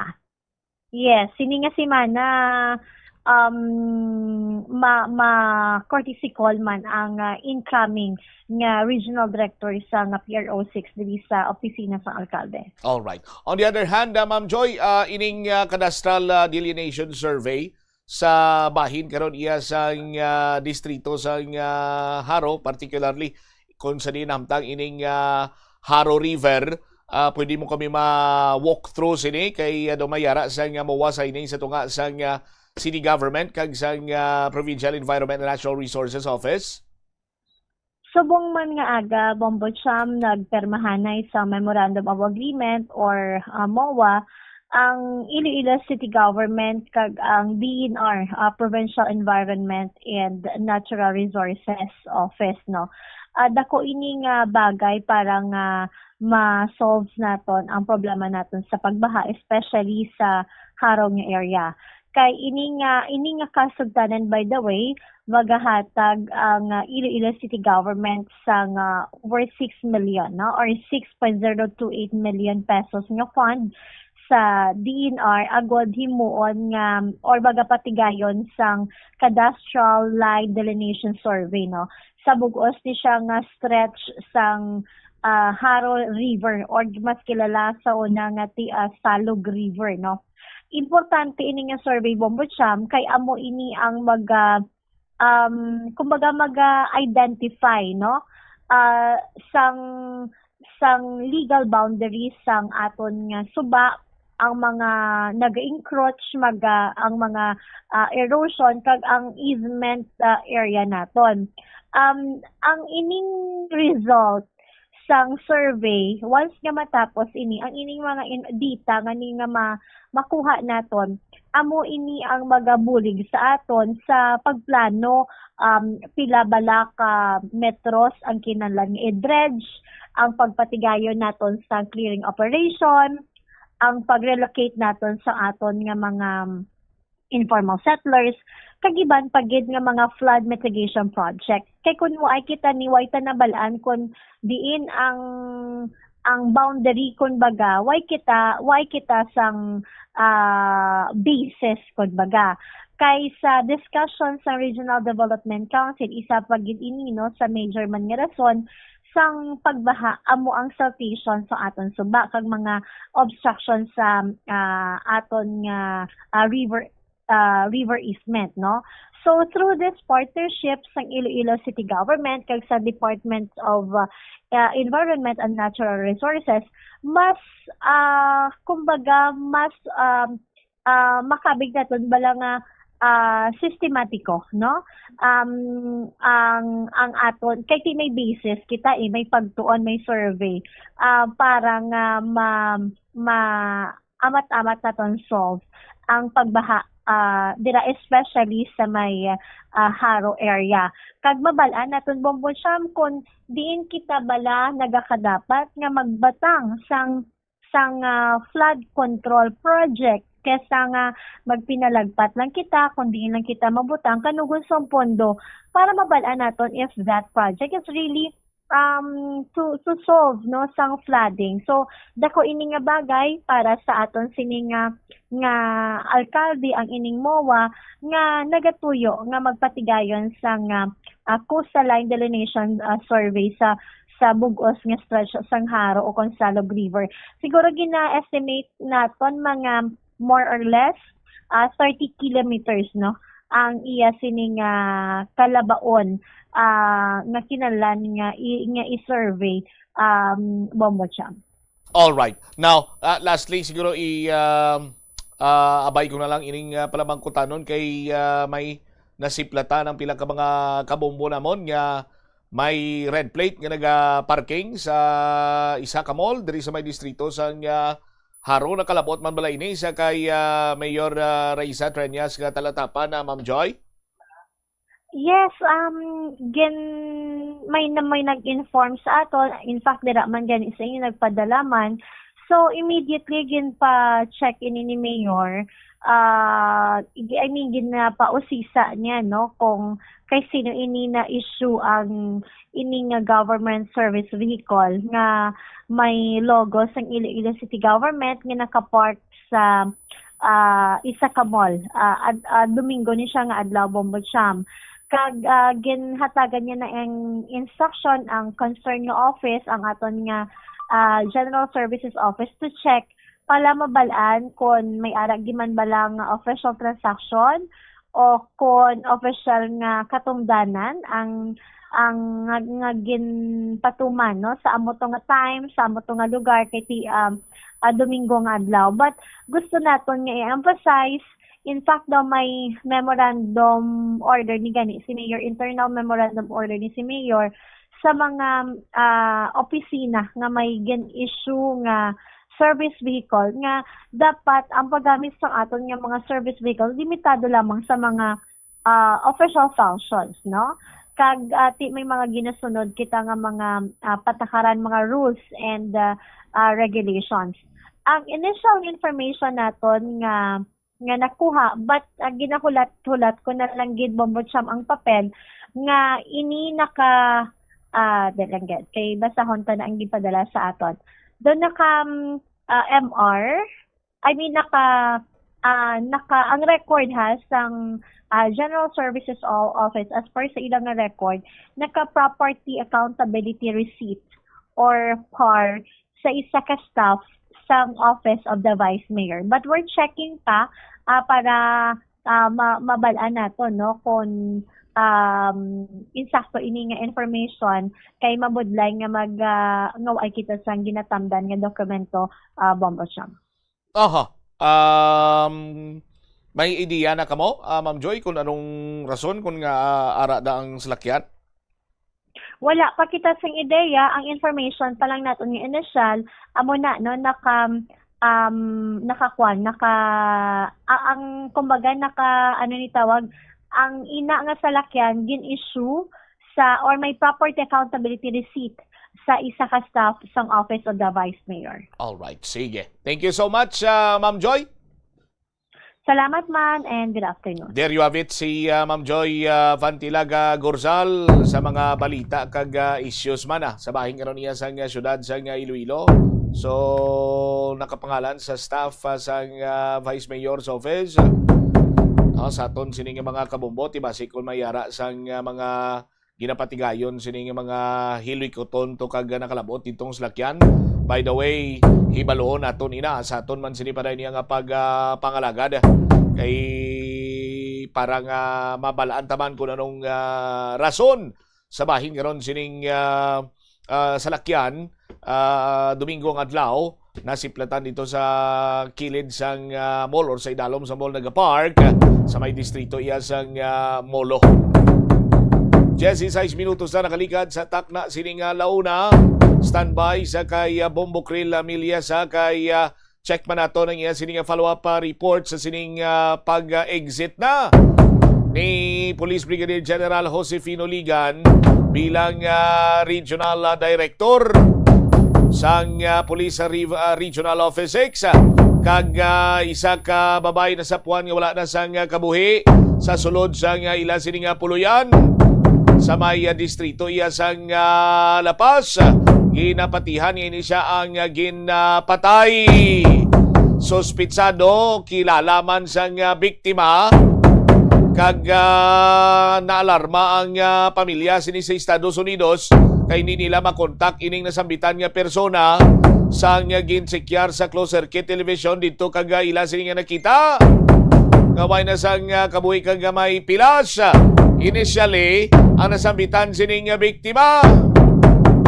Mga balita nagikan sa patrol kaupod man sa kay Bombo Krill Amelia sa Bombo Krill sa report. Please go ahead.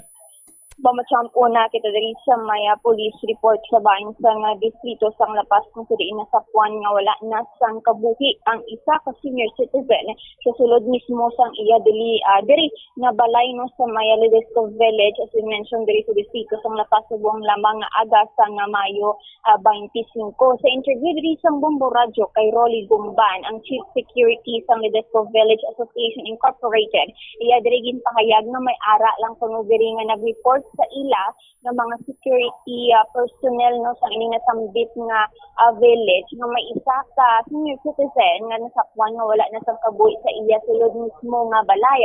And based diri sa background ng ining biktima nga ginhatag man sa aton ni Sir Gumban, wala kuno ini siya sang upod sa iya man nga balay ang iyagari ko nga mga bata no nagatrabaho man sa iban nga mga pungsod and siya lang ini ang nagatini binabanta ini mga 70 to 80 years old ang ini isa ka senior citizen sa pinahibaluan lamang na ang may upod-upod man kung ini siya nga iyang timbang no o kung isa ka babae nga timbang but then natimuan kuno or na balaan nga tang time ang natabo ang kanen wala kuno diri ang timbang susulod sang balay. So, posible nga mismo man kuno ang biktima ang nagpasulod diri sa maya suspect na ginapahayag subo nga isa ka lalaki ang ini nga suspect. Kaya ginapahayag man o based diri sa mga impormasyon na nakuha naton nga kilala sa nga biktima ang ini nga suspect ay nagatrabaho kuno ini sa iya or iya diri nga trabahante sa nga nagigad. So, amo ini nga mga impormasyon ang nakuha nato ang based man diri sa mga nakakilala sang ini nga isa ka babae nga senior citizen nga nasa patay and base man diri sa mga security personnel sa ini nga sanggit nga village kung ila diri kuno nga lantawon mamutang wala kuno diri sa mga pilas nga nakita sa lawas abi sang ining isa ka babae kasi ginapatihan na base ginsuffocate and siya no wala pa inahibaluan garing diri ko nga sa ano nga pamaagi. Kasi ginapahayag man diri sa mga security personnel nga posible ipaidalo man sang pamilya sa autopsy. And sa subong, ginatry pa nila diri kuhaon man ng iban pa diri nga mga CCTV footage or any information nga makuha para matumod or matutulan ang ini nga suspect at ibase man agi diri sa aton nga pagpangusisa at kasali diri sa Kaiser Bomban nga nahibaluan kuno or nakatawag gabi ang bata singing no nga ara sa wasang pungsod na pinakita niya mismo sa CCTV footage nga ginpatay ang iya ini nga iloy susulod sa ilang nga balay kani ara ini sa mga CCTV footage sa ilang nga balay no kasi mismo ang bata ang nag-report kag nakita ang crime no or incidente sa pagpatay diri sa iya nga nanay. So subong ginapangita pa ang ini nga suspect after some incident wala na ini siya nakita kada base man sa mga report, posible mga alas 8 kagabi, Mayo 24 natabo ang ining krimen kasi nasapuan lamang ang ining babae nga biktima kaina na lang sang aga sa buong adlaw sang Mayo 25. So yan pa naton diri ang naging interview sa Bombo Radio kay Rolly Gumba ng Chief Security sa Medesco Village Association Incorporated. Laban na mo na makita yan, nagabayad sa kusina mo. Oo. Pero sa imo kapag kabalo may upod sa sulod. Oo, may timbang na sa kuno ng upod. Pero hindi ko na yung masaklala. Ang iya gani ba na sa kuno na makita. From Manaya. Ginaw ka panguma na sila. Kasi man ang sugit sa akon siya ano yung panguma ka bisa kan. Ayo ay medwa. Ang timbangin sir confirm lang lalaki or babae? Babae kuno sa ano yung mga nagsugit sa ako nagpamahaw ko din ng pao. And sir, sa inyo, sir, ano ang natabo? Gito, paano nimo nabalaan? Nga may natabo diri nga incident, sir? Damo nagapag-abot ko giinas, kibot ako may nanugit sa akon, nga may natabo sa lidisco, dayo ko ni libot pamangkot-pangkot. Isa ina na pamangkotan ko, bata galing daw 10 years old. Kung may natabo ko ini area, man may napatay ko ng bahay, pula mo ko balo kung hindi niya balay. Libot naman ko, sa ilo ko, may garden ako tulong pamangkotan gina. Nga mga nangambalay siya sa Baykuan, kanto gina sa tubangan ni Hardlisa. Tising ko siya kay mamaskil doon na balay. So ano na nasapuan mo dayon sa pagkita mo nga mo ni ang balay? Kasi wala, nagkadto na ko dahil sa nagkahumaong ko amugid Ilo ikapat ko na ni velo lang itong tao mo. Kaya mo wala ko pamangkutan. Wala ko siya insakto di makuha ang informasyon. Pero ang tigiyas ng balay nga na sir, malam nagbalda na gid. Kay mamaskil doon niya balay. Kaya isa ako nagapanukot man isang monthly siya po, gatag ko balabil. So wala man may nagka-contact sa inyo diri nga bata, abi, or... Kaya daw wala mong kita ng isang bata, ya. Wala ka nakakontak sa inyo? Wala. So ang CCTV footage sa sulod, wala niyo pa man na review? Why pa, ang pulis siguro may nakuha niya informasyon, kaya rin sa gabi mo. Okay.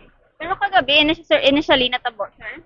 Yung gabi, isa ako sa kuha informasyon niya, daw alas 8 kuno niya tabo, alas 11 magsapuan. Bati ko ang bata ya pa sa guwa nga sa CCTV dito sa basis daw siya po mag-report. Yung mo lang hindi ko lang ay kumpirmado kasi iba man ang makamsigadigan mo ako na gusto makita niya kung sino ugit sa homeowner. Ya mo lang gusto mo pangitaong gigina. Daw na confirm ko ganyan nga balay kaya bisa sa picture nagbase ko sa picture. Amo nang ako ni Juan. Ang medyo duty ng gwardiya gabi, nga rubitors niyo. Report nga sa pulis. Wala pulis ang nakauna mo. Tapos mo tong picture nga ginsend kagit pa Kasi sa ulado ko ang yung picture. Amo to yung balik-balik ko, di amo gini picture. Halos pang ko mo. Kaya nyo hindi maayo pagkuha nila. Pero compare mo gida sa picture sa ulo ko niya. Si Rolly Gombana, ang Chief Security diri sa Ngalidas Covel Sufficient Incorporated, Abomacham. And base man diri sa aton nga nakuha man nga impormasyon no, na ginplanuhan sang ining suspect ang pagsulod man abi diri sa balay sang ining biktima. Kay nahibaluan man naton nga sang time or kagabi wala ini siya upod. Kumbaga rin nagpuli kuno diri ang iya nga timbang nga babayi, kaga didto ini siya kano nga nagsulod. And base man diri sa mga security guard, posible nga mismo man ang biktima ang nagpasulod sa ining suspect, as we mentioned, nakilala niya ini kag trabahante niya ini mismo man sa ilaman diri nga mga negosyo, Bombocham. Alright, so kilala naman sa kapulisan naton ang suspitsado, Bomogrel? May ara sila sang may ginasunod nga lead, Bombocham, no, given man diri sa CCTV footage nga nakita kay nag-contact man diri ang bata na sang biktima sa aton nga mga kapulisan, and amo man na ang ilang subong nga ginaobra nagapadayon man dilang ilang investigasyon to make sure nga makita kag madakpan mismo ang ining suspect na nagpatay diri sa biktima, Bombocham, na senior citizen. Alright. Sa dugang padri nga balita mo sa Ilocos diri sa Police Regional Office 6 kung sa diin no ginakabig diri ni Police Brigadier General Josefino Ligan ang anay nga Regional Director sang PRO 6 kag subong nagatrabaho na ini or nagapungko bilang Deputy Director of Operations sa PNP Directorate of Operations. And base diri sa iya or sunod sa iya ginakabig nga diri nga naging madinalagkon ang iya nga pagpamalakad sa diri sa Western Visayas o kung diri sa PRO 6 sa tion nga siya pa diri ang nagapungko bilang Regional Director sa nga PRO6, and diri ginapahayag niya no nga sa tanan nga mga achievements sa mga programa nga iya gin-implementar naging successful kuno ini siya, but then hindi naman kuno ini mahimo kung wala diri sang bulig man halin sa mga personnel sang PRO6 nga ginabulbanta mas sobra 9,000 no ka police personnel ang may-ara kita diri sa PRO6, and ginapahayag niya no nga dako gid nga pasalamat man sa tanan nga mga opisyalis and police personnel na siya ang buligan sa mga programa man abi inisyatibo nga iyang ginaubra diri para man sa pag-maintain sang peace and order sa bugos nga region o diri sa Western Visayas. I mean, pahayag naman diri no nga confident na siya na bayaan na ang posisyon bilang Regional Director sa PRO6 bangod nga ginakabig niya nga isaman kuno diri ka maayo kag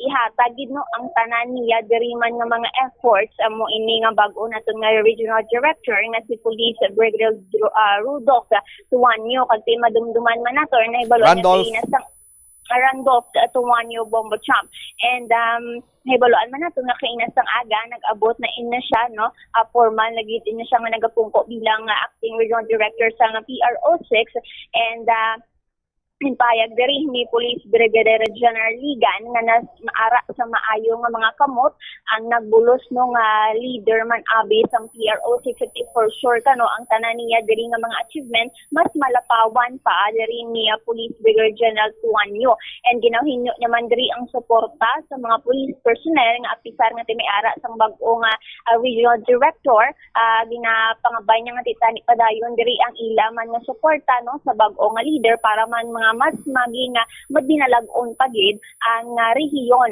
especially kung ila diri nga make sure no ang security, ang peace and order sa aton nga rehiyon kag amuman ang pagpanubo sang mga tanan nga klase sang krimen. Kag diri ginapahayag man niya nga ang may-ara naman kuno ini siya sang mga trabaho nga naka-assign kay mahibaluan nato no nga magapungko na ini siya bilang Deputy Director of Operations sa headquarters mismo sang Philippine National Police. So may mga ara na ini siya sang mga trabaho nga naka-assign sa iya muna nga magabalik na ina siya no o magabiyahe na ina siya pabalik dito sa may headquarters sa Manila. So ko ba naton diri ang naging pahayagan ni Police Brigadier General Ligan ang anay nga Regional Director sa PRO6.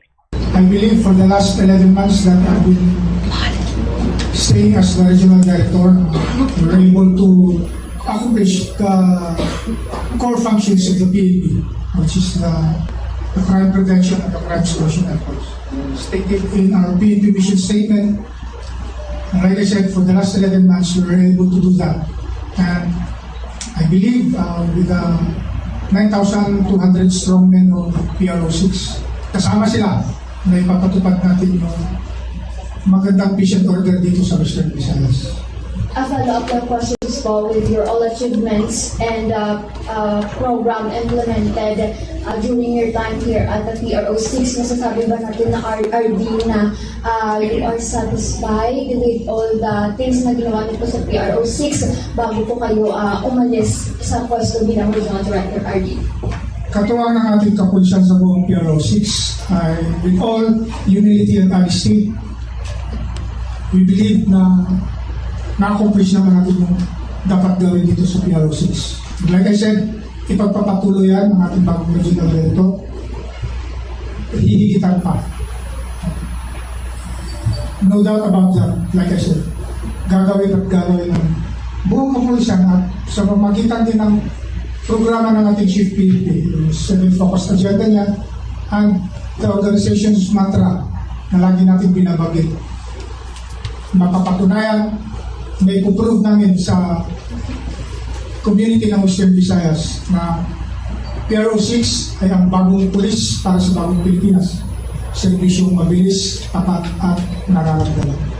To encourage our 9,200 PNP members in PRO6 to fully support the new leadership of PRO6. I know in my heart that PRO6 will ever soar high. Kasi nga, ako, kung nakita niyo akong magaling, yung papalit, napakagaling. So therefore, gaganda at magiging maganda lalo yung PRO6. Sa ating mga kapulisan, buong suporta sa pamamagitan ng inyong kaluluwa at katawang lupa. Isuporta nyo doon sa ating bagong regional director. Let me just reiterate my message, especially giving my gratitude to our media partners. You've been there for the last 11 months. Thank you for having to inform the public, the community, on what we are doing here in PRO6. You've been the bridge informing our people na tayo dito sa PRO6, yung mga ginagawa natin is for all for the community, para sa kanila lang. Now, ma-mention ni RD, I am his direct underclass class, and therefore I am a product of the 95. Nakita niyo yung trabaho ko dito, binabanggit ko na work ethics, yun ay dahil sa pag-nurture, pag-aalaga ng class 95 sa akin. Kaya ako nagiging magaling, therefore yung class 95, napakagaling niyan. So, no doubt about that. So, regarding my class, my new designation, I have been already, the Chief PNP has already started. There are so many major events that will be happening for this year. And in that, kailangan pag-aandaan, especially on the security preparation side, security coverage. Meron tayong farm, meron tayong BSK, meron tayong ASEAN, meron tayong ASEAN, and among others. Yan ang pinag-aandaan natin doon sa crowd. Yan ang magiging bagong trabaho. Maraming salamat ulit sa inyo. Si former Regional Director ng PRO6 sa Police Brigadier General Ligan na kainaman sang agabong champ na dinhiwat diri ang iya may departure honor kada bilang pasalamat diri sa mga police personnel na sa PRO6 sa serbisyo kada ginhatag ni Police Brigadier Ligan, hindi lang man sa mga kapulisan natin sa PRO6 sa isubugos man diri ng mga residente o tumuluyo sa Western Visayas Bangsa. All right. Para sa mga natipon na balita, ini si Bombo Kirpanustalis Meliaza, and this is Bombo Radio Philippines, the number one and most trusted source of news information, basta radyo. Bombo. Thank you so much sa Bombo Krill sa mga balita. Nagikan iya sa patrol. Good luck sa kay Police Brigadier General Josefino Ligan, kag good luck man sa kay Police Brigadier General Randolph Tuanyo bilang bagong Regional Director diri sa Police Regional Office 6. Sa bahin naman karon niya sang sining ginapatay ti lagas karon or mayara sang lead ang lapas sa PNP sa sining suspitsado. Bangod man nga ti mayara sa kopya sa closed circuit television nga forward sa anak sa biktima sa aton sining kapulisan. So kabay pamadakpan ini kagud nga magpadabat sang iya sining himong ang krimeno. 34 minutos na nakaligad sa takna sining alauna.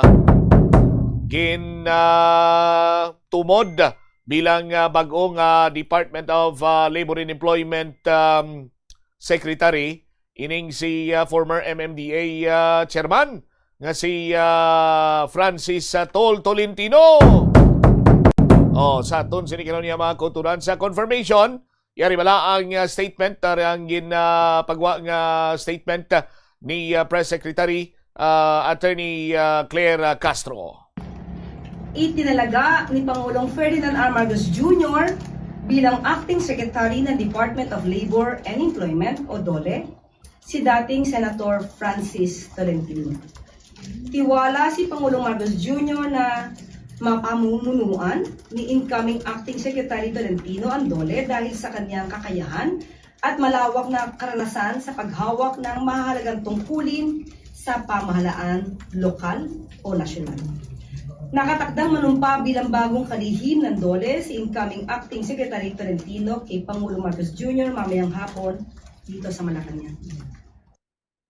There you have it ang pahayag ni Press Secretary Malacanang Press Secretary Attorney Claire Castro sa sining pag-appoint sa kay former Senator, former TESDA Chairman Francis Tolentino. Nahimaluan nga ti isa si former Senator Francis Tolentino ang wala makaway ginatagan sa kagayunana nga makaparelect bilang senador, pero ti subong bangod sa iya sining experience kag trust and confidence sang aton sining presidente, ini siya ang gin-appoint agud mangin OIC or acting secretary sa Department of Labor and Employment. Pagbalik na to na banwa, dugang ang mga balita kag impormasyon. Ining kinagamo nagaluntad sa mga Taft North sa distrito iya sang Mandurriao kagapon ngadlaw. Pagpang tripping galini sang mga pamatanon sa isa ka working student to. Di ko nining mga nang tripping binagtrabaho man agod nga mapuslan man kabusang susyudad ang kabulastugan niya mong inyo.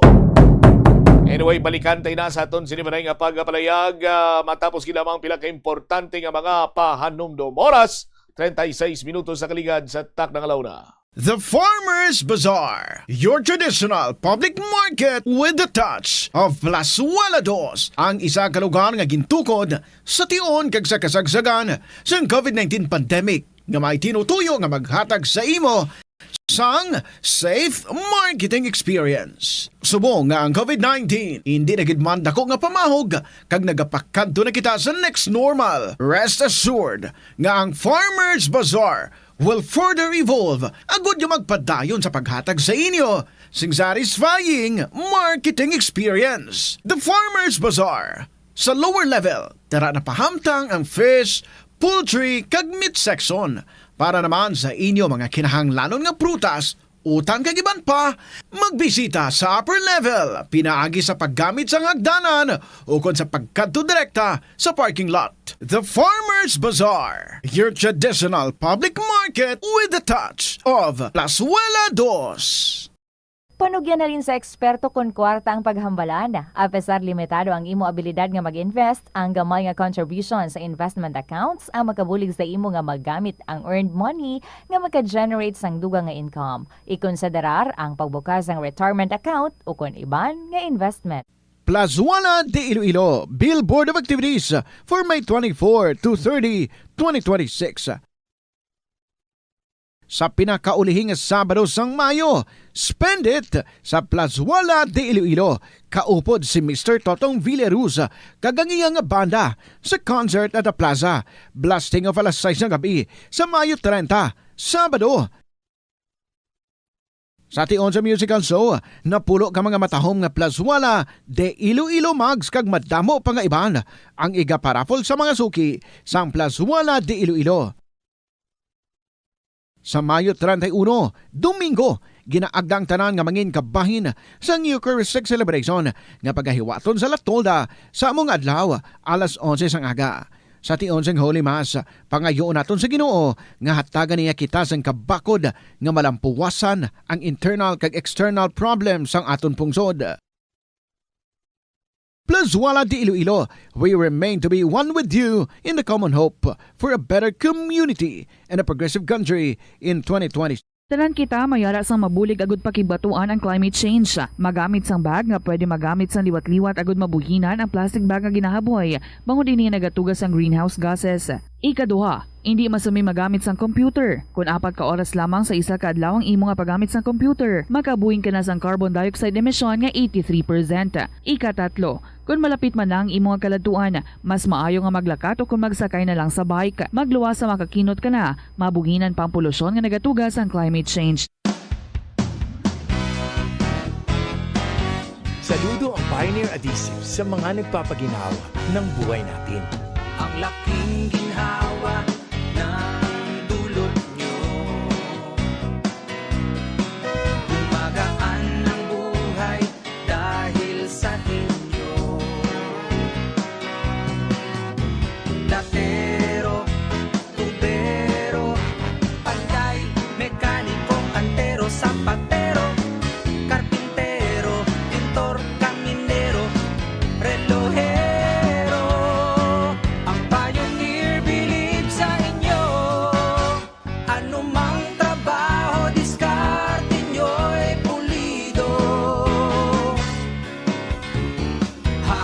Saludo ang lahat sa inyo. Sa kinis ng gawa at galing, abilidad na todo. Alam namin, you do it right. Saludo ang pioneer sa inyo.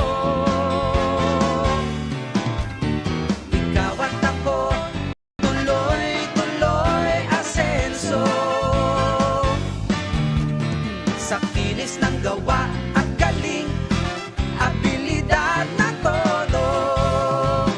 Alam namin, you do it right. Do it right. Tuloy nyo lang. Do it right. Isang pagpugay mula sa Pioneer Adhesives ang gumagawa ng Pioneer Epoxy. Hindi pagpunoon ang refrigerator. Kung sobra ang unod sang fridge, mabudlayan ini nga mapabilin ang tugnaw, nagahinay ang airflow kag mas madamo nga kuryente ang kinahanglan. Ipabilin nga matawhay ang unod kag painon ang mainit nga pagkaon antes ibutang sa fridge.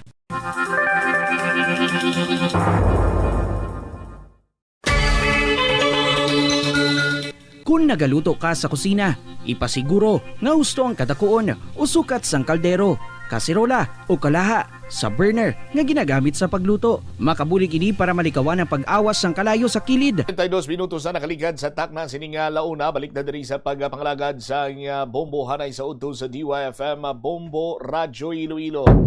Standby sa aton sining mga kabombo sa dugang mga balita kag impormasyon.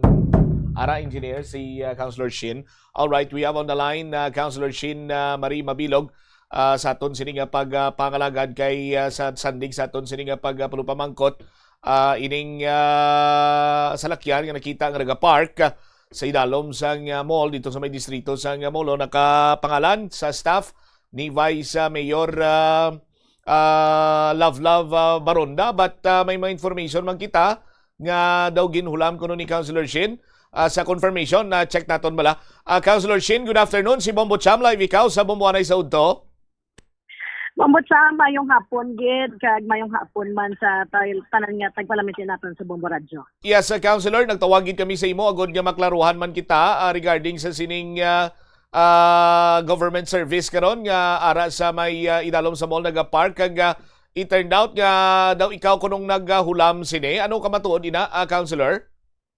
Yes, actually, Bobot Sam, kagina sang morning may nag-inform sa akon nga may ara ko no sang nagpamangkot about sa vehicle nga nakita kagapon Sunday sa GT Mall and wala man ako nagduwa-duwa nga magsabat nga kita ang nagamit sina kay kagapon puno sang schedule ang bilog naton nga adlaw kadto sa barangay sang nagka free time ako between 2 to 5 nagdiretso ko sa GT Mall para magbakal sang supplies para sa aton nga balik eskwela program.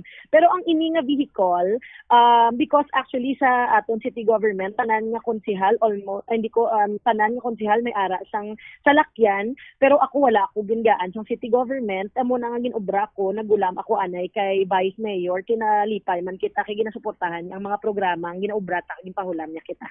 All right, ang tinutuyo galito Councilor is para man sa kayuhan kag sa imo man sini ang proyekto para sa mga estudyante bilang assistance man sa mga learners naton nga ti bisan pa paano may ara sang dugang-dugang sila sining mga school supplies sa Councilor? Yes, Mamo. Actually, nakasugod na ako panghatag galing kay nakulang kay damo pagid gali barangay ang request sa aton ti tapos ang so amo nang kagapon maskin puno ang schedule ko ang ko dapat maano kay ti may schedule ako sa 26 nga manghatag sa next days so dapat mabakal na namon. Alright, kung paano abi Councilor kung may mga nagakigo man biay ang mga anong sining pagkatawgon or i-reprimand ka or whatsoever dira imo man siniyang atubangon kiti in good faith man ang imo paggamit sa sining government vehicle? Well, yes, Mamo Chab. Actually, ako, I'll submit myself kung may ara sang investigation nga matabo kay wala man kita ya ginakulba kag wala man kita may ginatago. And again ba mga ang sa iban di abi nila nga ang obra sang isa ka konsehal gauntat lang Monday to Fridays. Actually hindi sige kita libot kita nyo man nga maskin gani may ara sang masunugan kun 1 AM may ara sang mga kalamidad bugtaw kita kag ti amo nang ginagamit naton nga vehicle sa paglibot sa barangay wala man kita kabalanta man nga public service ang ginagamit naton kag official duties ang ginagamit naton sa salakyan amo nang pinaka-importante laway lang na siguro kung nakita ang aton nga salakyan nga atuto sa isabi ka diskuhan or pero amo na ginagamit naton para magbakal sang supplies para sa mga estudyante. All right. Councilor, na gayom-yom na ko'y kadamo sa iminsunar sa diskuhan. May nabalaan ka nga ginadala sa diskuhan ng government vehicle, Wala man, pero kung if ever nga amo na ya siguro ang malain. So amo na rest assured actually kagina abisang iban mangakig kita ko may mamangko sa aton pero ako naintindihan ko ang sentimento sang public because again we are accountable public office ini public vehicle rest assured lang naton sa public nga tanan nga resources ng government sa opisina naton ginabalik din naton sa serbisyo kag wala naton ginagamit nga personal. Lastly siguro kagawad sin magluwas nga wala ka sang vehicle yang nga imo kay tanan sini nga mga konsyal do may ara ano pa ginang wala sa imo kagawad? So again ako ga-focus lang kita sa work muna gani we have to work with what we have balaan ko man nga minority ako so instead nga iba niya siguro sige reklamo pero ako ga-focus kid ko subong sa obra kay balaan nato nga manugbalik eskwela na may aram ko gani programa di nga for the student support program naton muna ang ako lang ginaangyo nga tani maano man ko ikon if ever nga may ara tani magaan man ko sang vehicle kay I think it's proper and fair if iban nga konsehal may ara tani may ara man ako. All right. Councilor Shin, thank you so much sa imo siningan tiyempo ging pagigbahin diri sa Bombo Radio. Good afternoon. Bombo salamat gid sa tion nga maklarify ko ang lawas ko kag mayong hapon sa tanan nga tagpalamati. Very well. Si Iloilo City Councilor Shin Marie Mabilog hulam ni Councilor Shin kay salakyan ini sang Office of the Vice Mayor ginhulam niya ang vehicle kay tiway siya sang salakyan nga issue sang city government mo. Sa aton sini nga mga kasimanwa, nakapark to sa GT Mall kay dito siya namakal sang mga school supplies para sa iya sini iyang programa nga ipanghatag ya bulig sa mga learners. No, sa aton sini nga mga kabo, sa matter of fact, naumpisahan niya na ni padayo niya lang kay kinulang kay madamo kuno sa mga learners ang medyo kulang gid ay sa mga school supplies. Kung ano man kuno kag nga may mga penalidad or whatsoever investigation, isubmit man kuno ni Councilor Shin ang iya kaugalingon sa nasabitan sini nga pangusisa. Ang iya man sini nga punto tiwaya man gingamit kuno sa kabulastugana or kasubong abi mambal kita gindala sa isa ka diskuhan, no? Or kung diin dira, amo to gani nga naman kot ko kay Councilor Shin, sini ko nga may nabalaan siya nga government vehicle gindala sa diskuhan. Dito wala man kuno sa aton sini nga mga kasimanwa. But anyway, sige na presar man naton ang madali-dali naton kontak ang linya ni Councilor Shin for her to clarify sa ginakaulamiran man sini karon nga issue. 49 minutos na kaligan sa takna sini nga launa. Standby, no? Kay check pa nato ang balita ni Bombo Sirin Nases. Inamay kantanan sa Rambol nga natabo kagapon sa may Taft North Mandurriao. Isanding sa pagpangusisa sang Bombo News Team, gintripingan gali isang pila ka grupo sa mga pamatan-o, no? Ang isa ka working student. Tiyan mo niyang masakit karon sa aton sini magkasimanwa. Kaya ang isa working student nagatrabaho para may tusto sa iya sini nga pagtuon. Tiyang iban silang nagtripping sini sa yamot kung nag-eskwela pa ni. Timingan man subong kay ti summer mo. Why pa ni sila guro mga klase sa aton sini nga mga kulturan, pero ti kon majakpatan kaya sa mga kasubong sini daw makaluluoy lang yang imo sini nga bata man ni, o kung ikaw mismo nga may edad-edad naman kag daw lain yes panulukan sining mga hurong. Ti amo gining problema karon. Check ta si Bombo Sirin Nases sa iya sini nga follow-up report. Bombo sa report, please go ahead.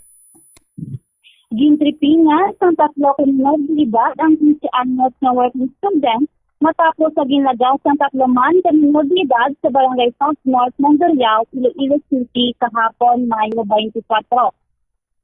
Sa interview sa Bombo Radio kay Maribel J. Solen, Barangay Kagawa sa Barangay South North, Mandurriao, Iloilo City, iya rin pahayag na sang pagkatun niya sa iya ka-office mate sa Barangay Bacau, Mandurriao.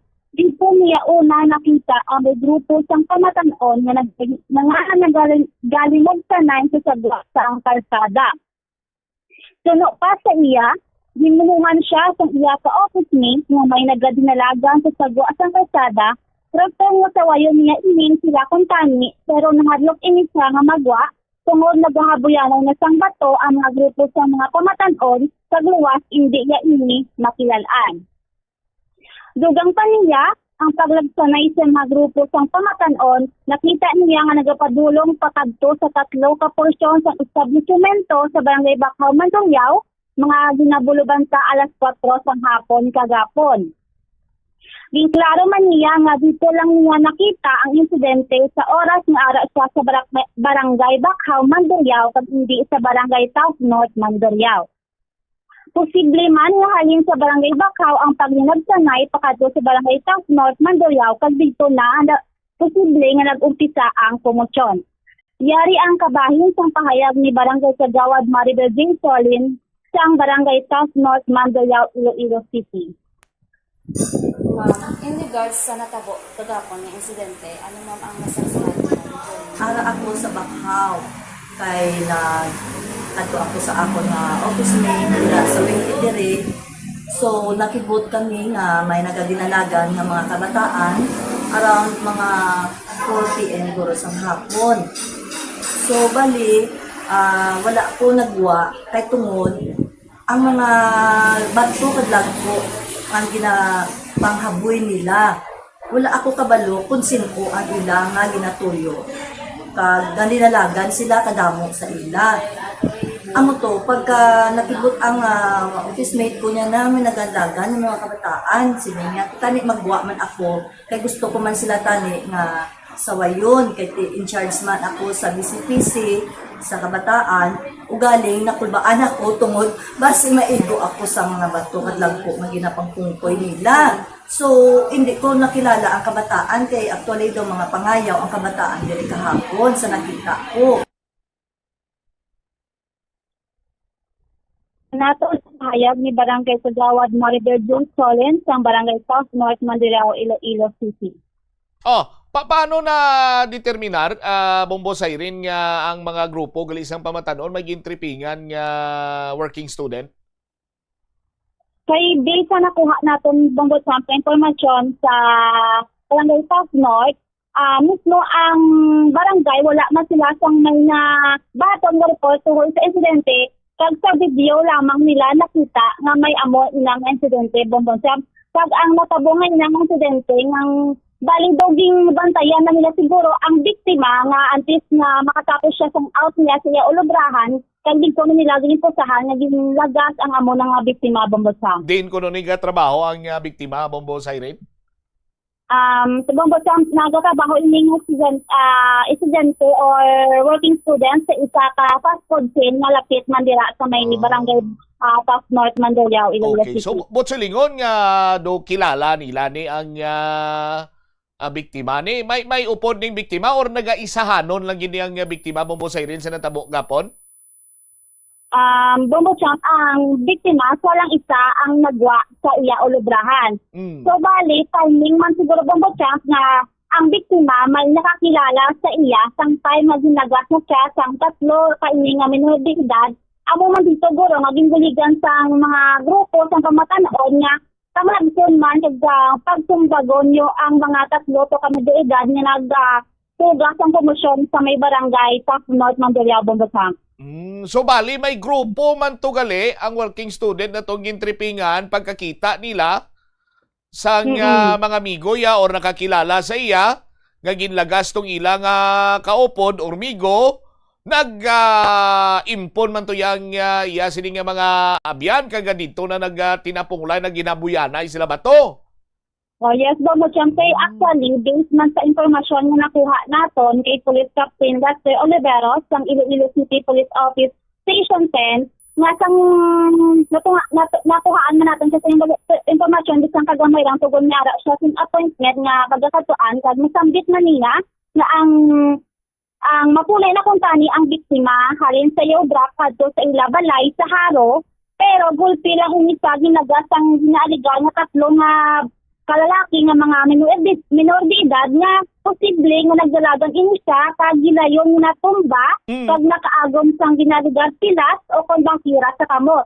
Pero apang may ara man nag-abot nga ibang mapamatanon nga nagbulig sa iya muna siguro ang grupo ya o migo-migo nga dira sang time nag-obra siya kag nakalabot ang ila nga kalilag sanay sa portion sang kalsada sang Barangay South North Mandaluyao, Iloilo City. Pagtuno man kay Police Captain Oliveros, ang tatlo ka minor de edad nagmikan sa Barangay Kalumpang, Barangay Boulevard, ug Barangay Kalaparan Molo, kag wala pa ini sila makakauli sa ila kag sa Kapanimalay.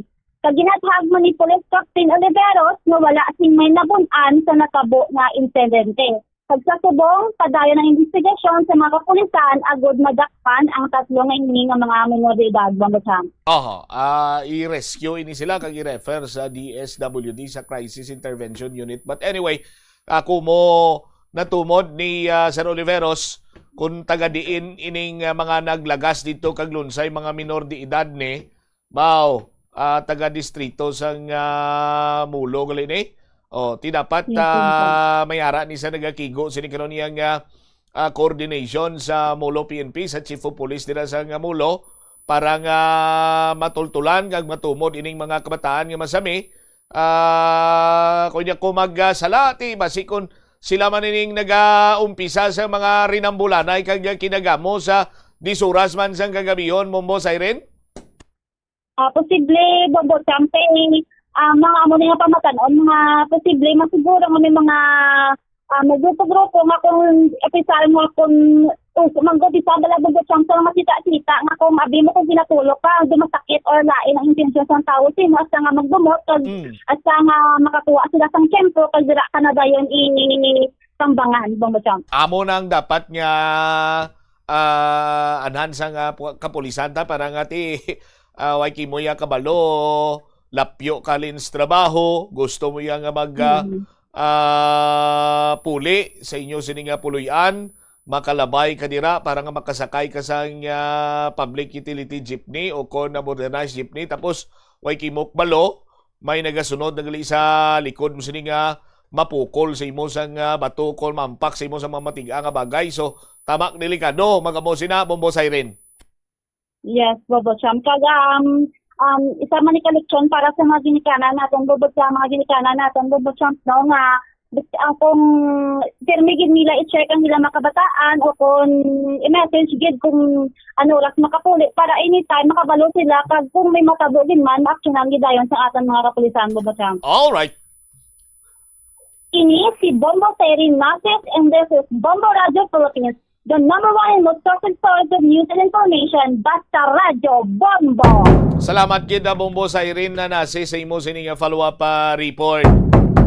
So natumod sang police station number 10 kung sa diin ang mga kabataan gani o kung mga minor de edad gani siguro napangpat-inan nga daan may mga previous records na ini sang pagpanggamo. That is why nga madasig na tumod sang hepe sa police station number 10 ilon say mga taga-distrito sang mulo niyo kalabot pa dis Mandurriao sa pagpang tripping ang piakto nga grupo ti may posibilidad kay may pinto sa iya basi kung may grupo man to. Sa aton sini nga mga kasimanwa yan mo ning isa sa mga dapat kinihatagan sa nagakigo nga pagtamod sa aton sa kapulisan magluwas dira sa aton man sini nga mga opisyalis sa barangay para nga madisiplina inyo kagati mas mayo gid nga maduso sa aton sini nga mga kasimanwa ining pagpasaka sang kaso batok sa mga ginikanan sang mga minor de edad nga masami ma-involve, maulamid sa siningki nagamo.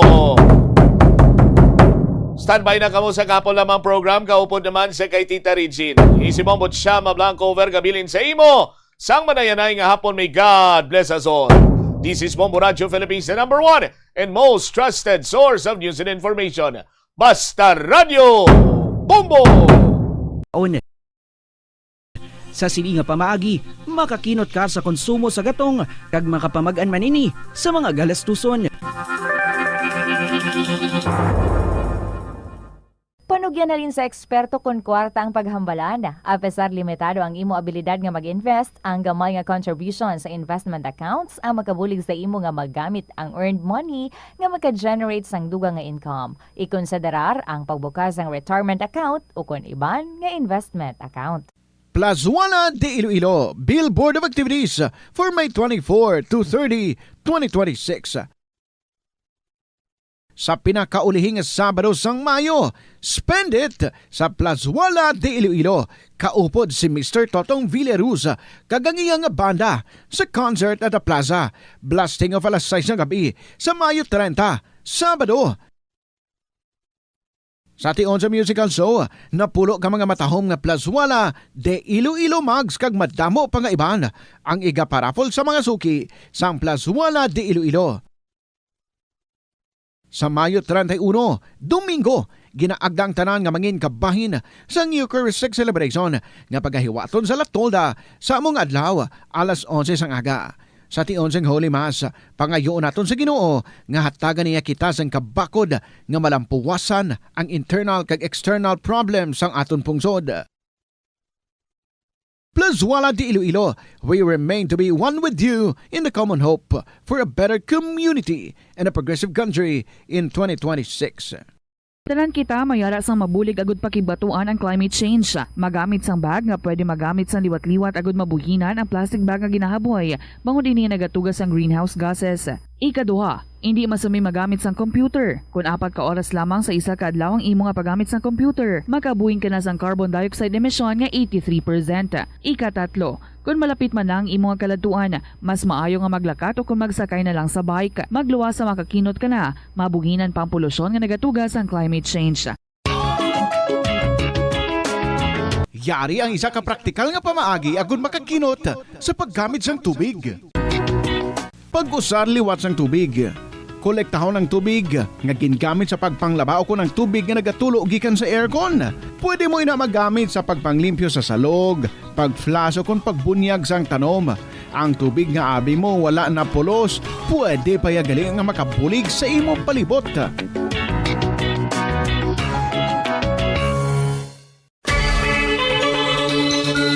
Limitahan ang pag-charge sang devices. Hindi pagpabayaan nga naka-plug ang phone, laptop o kung tablet kung puno na ang battery.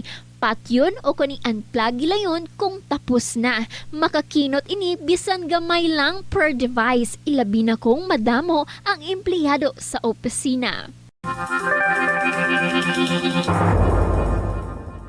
Yari ang mga simple nga paagi agon makakinot sang tubig. Kaayuha ang mga taga sa tubo o kon hose. Hindi tanan nga taga sa mahapos kagilayon nga makita tungod ang mga tubo o kon hose ang nakalubong sa duta o kon semento nga bahin sang balay. Kung magsigi ang mga tagas nga ini, mahimo nga magalabot sa 10,000 ka litro sang tubig ang mausik sa isa ka tuig. Maggamit sang leak detection tool o kung magkonsulta sa mga eksperto kung may pagpangduwa-duwa nga may tagas sa mga tubo sang tubig agod ini gilayon nga makaayo.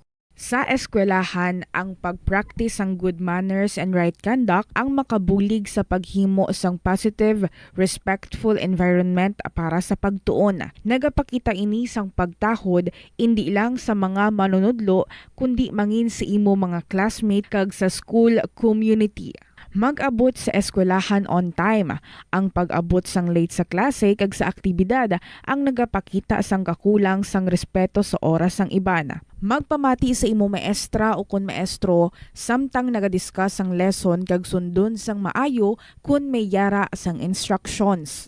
Tawgon nga ma'am o kun sir ang imo teacher o kun staff. Kung may pamangkot, ibayaw ang kamot, agud mahatagan ikaw sang kahigayunan nga makasabat. Maggamit sang please, thank you kag excuse me kung nagaistorya sa imo classmate o kung sino man ang imo ginaatubang. Likawan ang pagpanunlog, pagbuli o kung pagpanginsulto. Mangin maayo kag may respeto sa isig kapareho. Mangin matinlo sa classroom kag school grounds. Ibutang sa basurahan ang basura kag indi pag-ihaboy sa bisan diin lang ilabi na sa sulod sang classroom. Respetohon ang propiedad sang eskwelahan. Halungan ang mga libro kag supplies kag likawan ang mangguba sang pagabutang nga wala mo ginapanag-iyahan. Mangin focus sa pagtuon kag likawan ang pag-istoryahan na isang classmate samtang nagadiscuss ang imo maestra o kun maestro sang inyo nga lesson. Likawan ang cheating. Masami nga kompletohon ang assignments kag test nga wala nagapangopya sa hinimuan sang iban. Paborito mo man bala kaunon ang prutas nga saging kabombo? Nakahibalo ka bala? Nga ang Pilipinas ang ikaduha sa pinakadako nga exporters ng saging sa bilog nga kalibutan. Sandig sa United Nations Food and Agriculture Organization, ang pungsod ang naka-export sang 2.93 million metric tons sang saging sa tuig 2025. Nagapangduha kita sa top exporter nga pungsod Ecuador. Ang saging manggaranon sa mga bitamina kag minerals, kaangay sang vitamin A, C, B6 kag potassium nga kinahanglan sa immune system, energy production kag cell protection. Bangod sa mataas nga potassium content sang saging, epektibo ini sang healthy blood pressure kag nagasuporta sa overall heart function. Kung ginbilin ang computer nga nagaandar bisan wala ginagamit, nagakonsumo gihapon ini sang kuryente. Mas makinot kung ibutang sa sleep mode kung wala ginagamit sang 5 to 10 minutes. O kung i-shutdown ini kung mag-break ikaw sang mas sobra sa 15 minutes. Ang monitor pwede man nga patyon pagkatapos sang 3 to 5 minutes nga wala ginagamit. Sa sini nga paagi, makakinot ang opisina sang dako nga kuryente kada bulan. May kilala ka bala nga mga bata nga mahilig sa video games? Nagausik bala ini sang inoras sa paghampang sang iya ginakaadikan nga games? Isa ka pagtuon sang American Academy of Pediatrics ang nagapahayag ngang sobra-sobra o kun inoras nga pagtiner sa paghampang sang video games ang makadulot sang depresyon, anxiety kag manubo nga grade sa eskwelahan. Suno sa mga eksperto, halos 9% sa kada 3,000 ka mga elementary students sa kada pungsod ang makabig pathological o kun addict sa paghampang. Makabig nga pathological o kung addicted ang isa ka estudyante kung nagaapekto na ang paghampang sa iya nga pag-eskwela. Dugang pa sa among nga pagtuon, ang ka-addict sang isa ka bata makapabudlay sa iya sa pagkontrol sang iya impulse. Kaangot diri, ginpanugyan nga dapat hindi magsobra sa isa ka oras kada adlaw ang gastuhon sang isa ka elementary student sa paghampang kag hindi naman magsobra sa 2 ka oras ang isa ka high school student. Mag-observe ang maayo nga load and cargo management sa salakyan. Ang kada 100 kilograms nga unnecessary load, nagapataas ang fuel consumption tubtob 0.5% para sa mga salakyan. Samtang ang pagbuhi naman sang wala ginagamit nga roof racks o cargo boxes ang makakinot sang 2 to 5% bangod sa reduced aerodynamic drag. Dugang pa, ang masami overloaded nga salakyan, madasig nagakaupod ang goma nga nagadugang pa sa mga galastusan. Nagasala ka bala sa imo nga tulunan kag daw hindi ka makahibalo kung ano ang imo nga unahon? Kung magtuon ikaw, siguraduhang anay nga nakakaon ikaw sang maayo, agud nga maka-function ang imo nga utok. Kung gusto mo ang snacks, siguraduhan man nga na-preparar na ini antes pa man ang imo study time. Bangod basi, mawili ikaw sa pagkuti sang imo nga pagkaon. Ito ang Bombo Radio Philippines. Fully digitalized. Numero 1 sa balita, komentaryo, drama at serbisyo publiko. Bombo Radio Philippines. Bombo Radio Philippines. Unmatched. Number 1 and most trusted source of news and information. Basta Radio Bombo! Good afternoon, mayong hapon gid sa inyo mga kabombo. Back to work, back to school, and back to KLP. Welcome diri sa kahapon lamang program. Kaupo ninyo si Tita Regine last Monday na ini para sa bulan sa Mayo. Kag mo sinandukot na ang selebrasyon sa mga fiesta. Diba? Flores de Mayo would end this 31st of May. And iban pa, no? Mga mangin Reyna Elena dira sa procession, nag-ready naman. Kag iban pagid nga mag-join sa mga kafiestahan, sa mga selebrasyon, sa kada barangay. So happy fiesta na lang sa inyo. And welcome back to sa kahapon lamang program. Kumusta over the weekend? Nakatapos ka mo? Pila ka istorya ang inyo nga natapos? Pwede gid na nga email na sa bombo_iloilo@bomboradio.info. Or kung insulat ninyo ina, lagaw-lagaw na diri sa syudad, and then pwede gid nga mahapit ang inyong mga kasaysayan diri sa istasyon sa Bombo, diri kita sa may Mapa Street, Iloilo City, or Kabay, nga may aragid ka mo sa malihog dira para makalambot diri sa aton ang inyo nga mga kasaysayan. So this afternoon, umpisa na naman kita sa pagpangita sa aton nga mga bago nga winner para sa sini nga semana. And so, let's all settle down. Here's our song para sa inyo from Francis Lazatin. Kung gusto mo ako, ako naman si Tita Regine, nag-aabi-abigid sa inyo. Welcome sa KLP.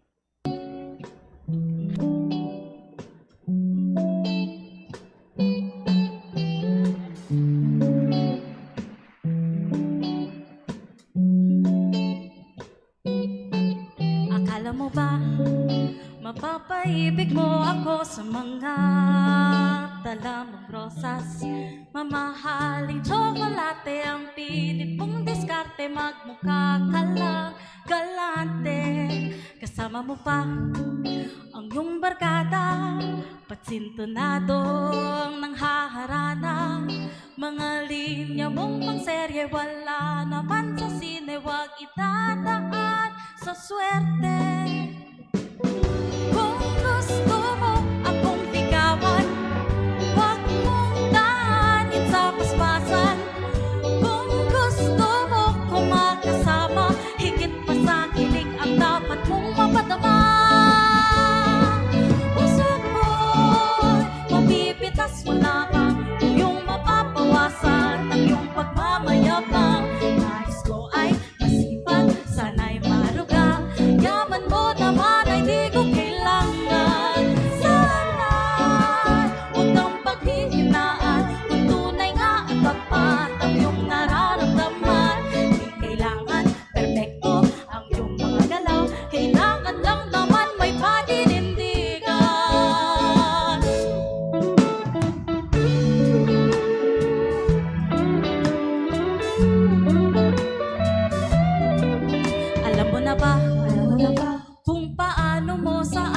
mapadama ang iyong paghanga.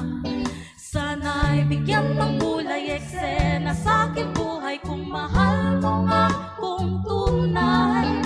Ang mahalaga ay sana di pa rin magbagong maganda mong katangian.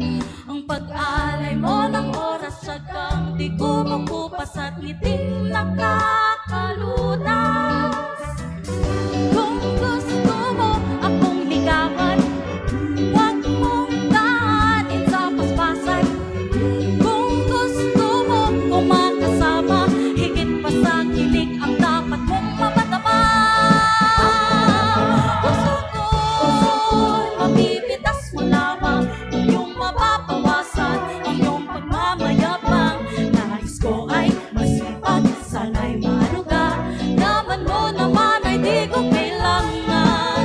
Sana huwag kang panghihinaan kung tunay nga at tapat ang iyong nararamdaman. Di kailangan perfecto ang iyong mga galaw, kailangan lang naman may paninindigan.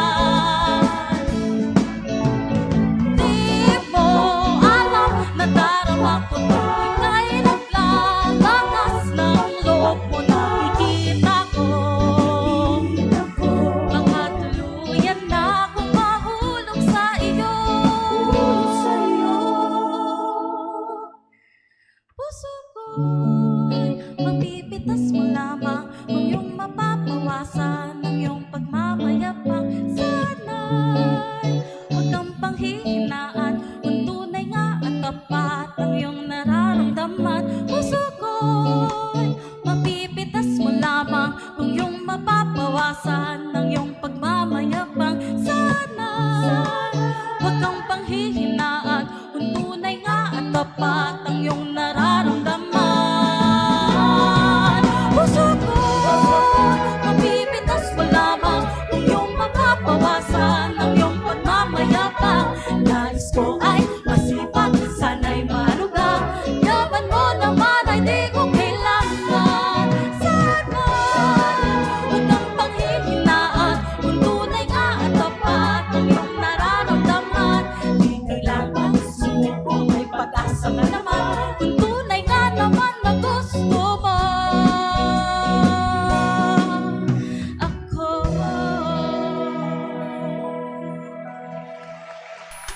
Francis Lasatin, kung gusto mo ako, kung gusto mo ako, then write a story diri sa KLP para nga mabasa naton diri kag magustuhan man. Sang tanan ng mga istorya. 16 minutes after 2 o'clock, partner. Nagadali na ikaw. Anyway, sige, mag-umpisa na kita basa sa ating first story. We have this one coming from Mr. MSS of Quezon City. Salamat sa mga pictures. Amat-amaton lang naton ini-show at the end sa ating pagbasa sa mga letters. Ever dearest Tita Regine.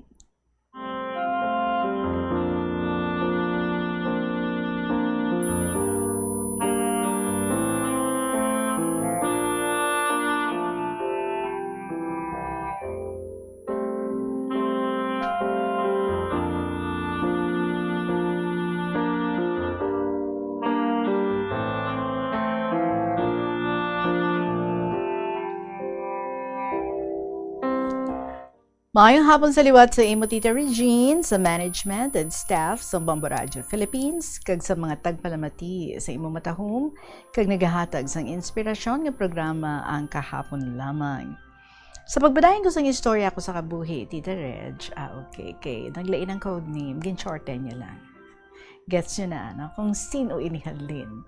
So sa pagbadayon ko sang istorya ko sa kabuhi, sa ikatlo ko nga adlaw sang pagstay sa Luyunan Day Candy, hindi ko lang mapunggan nga ako ang mag-atipan sa ila. Una, kay ako ang una nagabugtaw. Ikaduha, tita, since na-program na ang sistema sang lawas ko, nga hindi anad nga wala sing ginaobra, napabatsyag ko sa magululutod, nga bisan paano, napamagaan ko ang ila pang ginawi. Kaya ang una nga nabatsyagan nila, may nagaatipan ka nagapreparar sang ila pala mahawon. Kinaistorya ko Zezel, nga tubtub wala pa ako sa makita nga dayunan nga boarding house, Ang kabaylo sang pagstay ko sa ila, amo ang mag-asikaso sa ila. Kabigo na lang niya, nga nanging proxy ako ni Wenwen. Ako na lang ang utod niya nga lalaki nga maihibalo sa ulubrahon sa sulod sang balay. Nahamot man siya sa akon, kay ginambalan ako. Sana makinig sa'yo si Candy. Simula na mag third year high school yan, puro barkada na lang ang inuunan yan.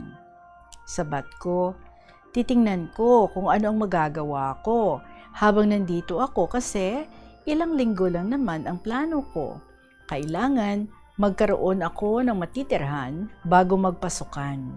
Nahihiya din ako sa boss mo sabat niya. Sa totoo lang, baka nga pag nakita ka ng boss ko, matuwa yun sa'yo. Kasi kahit papano, luminis itong bahay nila. Pati mga tao sa baba natutuwa sa'yo kasi maaga ka nga daw nagigising at nag-aasikaso sa amin. Yung mga basura na hindi pinapansin ng mga trabahador, na itapon mo. Sabi ni Candy, marunong ka din daw mag-drive, tama ba? Nagsabat ako, oo, marunong ako magmaneho, pero wala pa akong lisensya. Hambal niya, sayang, bakit hindi ka pa kumuha ng license? Pwede ka naman na kumuha kahit student permit. Magagamit mo na yon para makapag-drive ka. Sabat ko, sige, titingnan ko next week. Pupunta ako sa main office ng LTO sa East Avenue. May kakilala ako doon, dating kasamahan ng Tito Boy ko.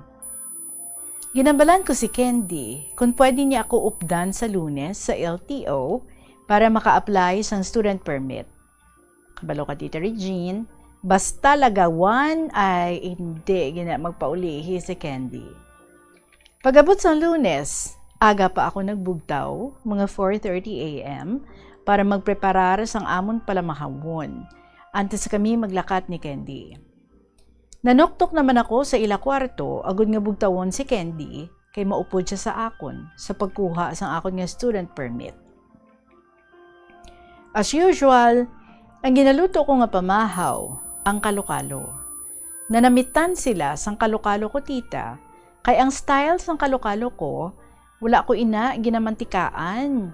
Ginapainit ko lang sang todo ang kalaha, kag ibutang ang kinumos nga bahaw, kag asinan. Ang gwa niya, daw sinanlag nga kanon, pero manamit siya, kag crunchy. Ay nagtudlo sina nga style, Tita Regine, ang amay ko. Tita, idugang ko lang, ang good side sang amay ko, manamit siya magluto, kag madamo siya sang putahe nga nahibaluan nga lutuon. Amula na, basta hindi siya hubog. First time man ang maglulutod, nakatilaw sang kalokalo nga wala na mantikaan, kag nanamitan gid sila. Pagkatapos namon magpamahaw, naglakat na kami ni Candy para magkadto sa LTO. Si Zell nagsulod naman sa iya trabaho. Ang nabilin, si Ana kag si Winwin. Pag-abot namon sa LTO, namangkot ako sa guard, kundiin ko makita ang Tita Winnie ko. Sabat sang guard, nasa licensing section siya, doon sa ikalawang building, pagpasok mo sa gate, kaliwa ka, tapos ikalawang building, makikita mo may nakalagay licensing. Nandun si Ma'am Winnie. Nagpasalamat ako sa guard kag nagkadto na kami sa Tita Winnie ko. Pagkakita ko sa Tita Winnie ko, ginmuno ko siya. Pagkakita niya sa akon, naghambal siya dayon. Oh, kumusta ka na? Bakit nandito ka? Tito Boy mo, kumusta? Sabat ko, okay lang po ako, Tita Wins. Hindi na kami magkasama ni Tito Boy. Pinalayas na niya ako. Sabat niya liwat, ganun ba? May pinag-awayan ba kayo ng tito mo? Ano nangyari sa balat mo? Bakit puro katiyan? Sabat ko, nahawa ako sa mga galis ng mga aso ni Tito Boy. Alam mo naman, Tita Wins, na mahilig sa maraming aso yun. Sabat naman niya, sa bagay, noon pa yan obsessed sa aso. Paano yan? May gamot ka naman para dyan? Sabat ko, opo, Tita Wens, pinaderma na po ito ni nanay nung nasa probinsya kami. Tapos ito nga po pala si Candy, classmate ko. Sa kanila ako nakikitira ngayon. May gamot din siya na nilalagay. Actually, nabawasan na nga ito at pawala na. Dati, mas marami pa yan. Pamangkot niya Liwat. Anong kailangan mo? Sabat ko. Tita Wins, gusto ko po sana magkaroon ng driver's license para makapag-drive ako. Marunong na po ako mag-drive. Noon pang 12 years old ako, pero sa probinsya po yun. Gusto ko sana makapag-drive dito sa Manila. Pamangkot niya Liwat. Ilang taon ka na ba? Bakit ka magda-drive dito? Magtatrabaho ka na ba? Sabat ko, hindi po Tita Wins. Kailangan ko lang in case kailangan ko magmaneho. Mag-aaral po ako next month. Diyan sa May Muñoz. Naka-enroll na po ako. Habal niya Liwat. Okay, sige. Ito, sagutan mo itong form na ito. Pagkatapos ibalik mo sa akin para ma-process ko at magkaroon ka na ng student permit. Tita Regine, sa 1994, hindi pa man computerized ang LTO. Gani, mabatian mo ang mga lagatik sa mga typewriters sa sulod sang LTO. Pagkatapos ko masabtan ang form, ginbalik ko sa Tita Winnie ko, kaya ginabalan niya ako na maghulat kaya i-process niya pa ang student permit ko para mapermahan sang ilang hepe. Huugali, Tita Regine, magkaupod sa LTO ang Tito Boy ko kag Tita Winnie ko sang duha ka tuig. Ang Tito Boy ko, radio operator. Ang Tita Winnie ko sa licensing, year 1976 to 1978. Pero as usual, nakahimo problema sa itrabaho ang tito ko nga nangin kabangdanan sang iya nga pagka-terminate sa LTO. May nangin kaso siya about sa isa ka traffic incident nga nangin arugante siya sa dalan. Sa mugbugoanay sila sang wala niya makilala ni isa gali ka high-ranking Muslim official. Gamay na lang kuno siya ipapatay sa mga Muslims kaysa gwa sang korte ginahulat siya sa mga tinawos sang official nga Muslim nga ato. Pero sa maayo lang nga palad, way siya nakita, gani nakaluwas siya. Ang batasan sang tito ko, wala ina ginapili. Basta siya arugante, wala siya labot. Sa na-process na ang student permit ko, gintawag ako sa Tita Winnie ko, kaya nagambal siya sa akon, eto na yung student permit mo. Good for 30 days yan, ha? Tapos, babalik ka dito para gawing non-pro yan or professional kung gusto mo. Basta, huwag kang magda-drive nang wala kang kasama na may driving license para hindi ka magka-problema. Sabat ko, opo Tita Wins, hihintayin ko po yung 30 days tapos babalik po ako dito. Magkano po pala yung babayaran ko Tita Wins? Sabat niya, sige okay na yan. Regalo ko na yan sa'yo. Basta huwag ka lang magiging barumbado sa kalsada na kagaya ng Tito Boy mo, ha? Ayoko na makikita pangalan mo dito na may bad record. Nalibay ako tita, kaya nalibre ang student permit ko. Nagpasalamat ako sa iya. Saling ko, opo, Tita Wens, hindi ko po dudungisan ang record ko sa kalsada. Promise ko po yan. Naglakad na kami ni Candy para nga magpauli na sa Mandaluyong. Sa nagalakad na kami para magkadto sa bus stop, gulpi lang, nagambal si Candy. Saling niya, tara, gala muna tayo sa Cubao o kaya sa mall. Magpalamig muna tayo dun. Sabat ko sa iya, may gagawin pa ako sa bahay. May mga liligpitin pa ako dun. Hambal niya Liwat, tutulungan kita mamaya. Basta stroll muna tayo. Ayaw ko pa umuwi eh. Hambal ko Liwat sa iya, sige, basta saglit lang tayo at tutulungan mo ako, ha? Nagpa-mall kami. Halin alas 11 sa aga hasta mag-quarter to 2 p.m. Tita Regine, ambot ko na nubala ang mga ginapensar ni Candy. Nabatyagan ko nga may problema siya, pero hindi ko man mahangpan kay tama sa iya kadalom. So nagasulod na kami sang mall. So sang nasa sulod na kami sang mall, ginpamangkot niya ako. Kailan nga start ng klase mo? Sabat ko, next month na, 3rd week ng June, pagkatapos lang ng birthday ko. Ikaw ba? Anong plano mo?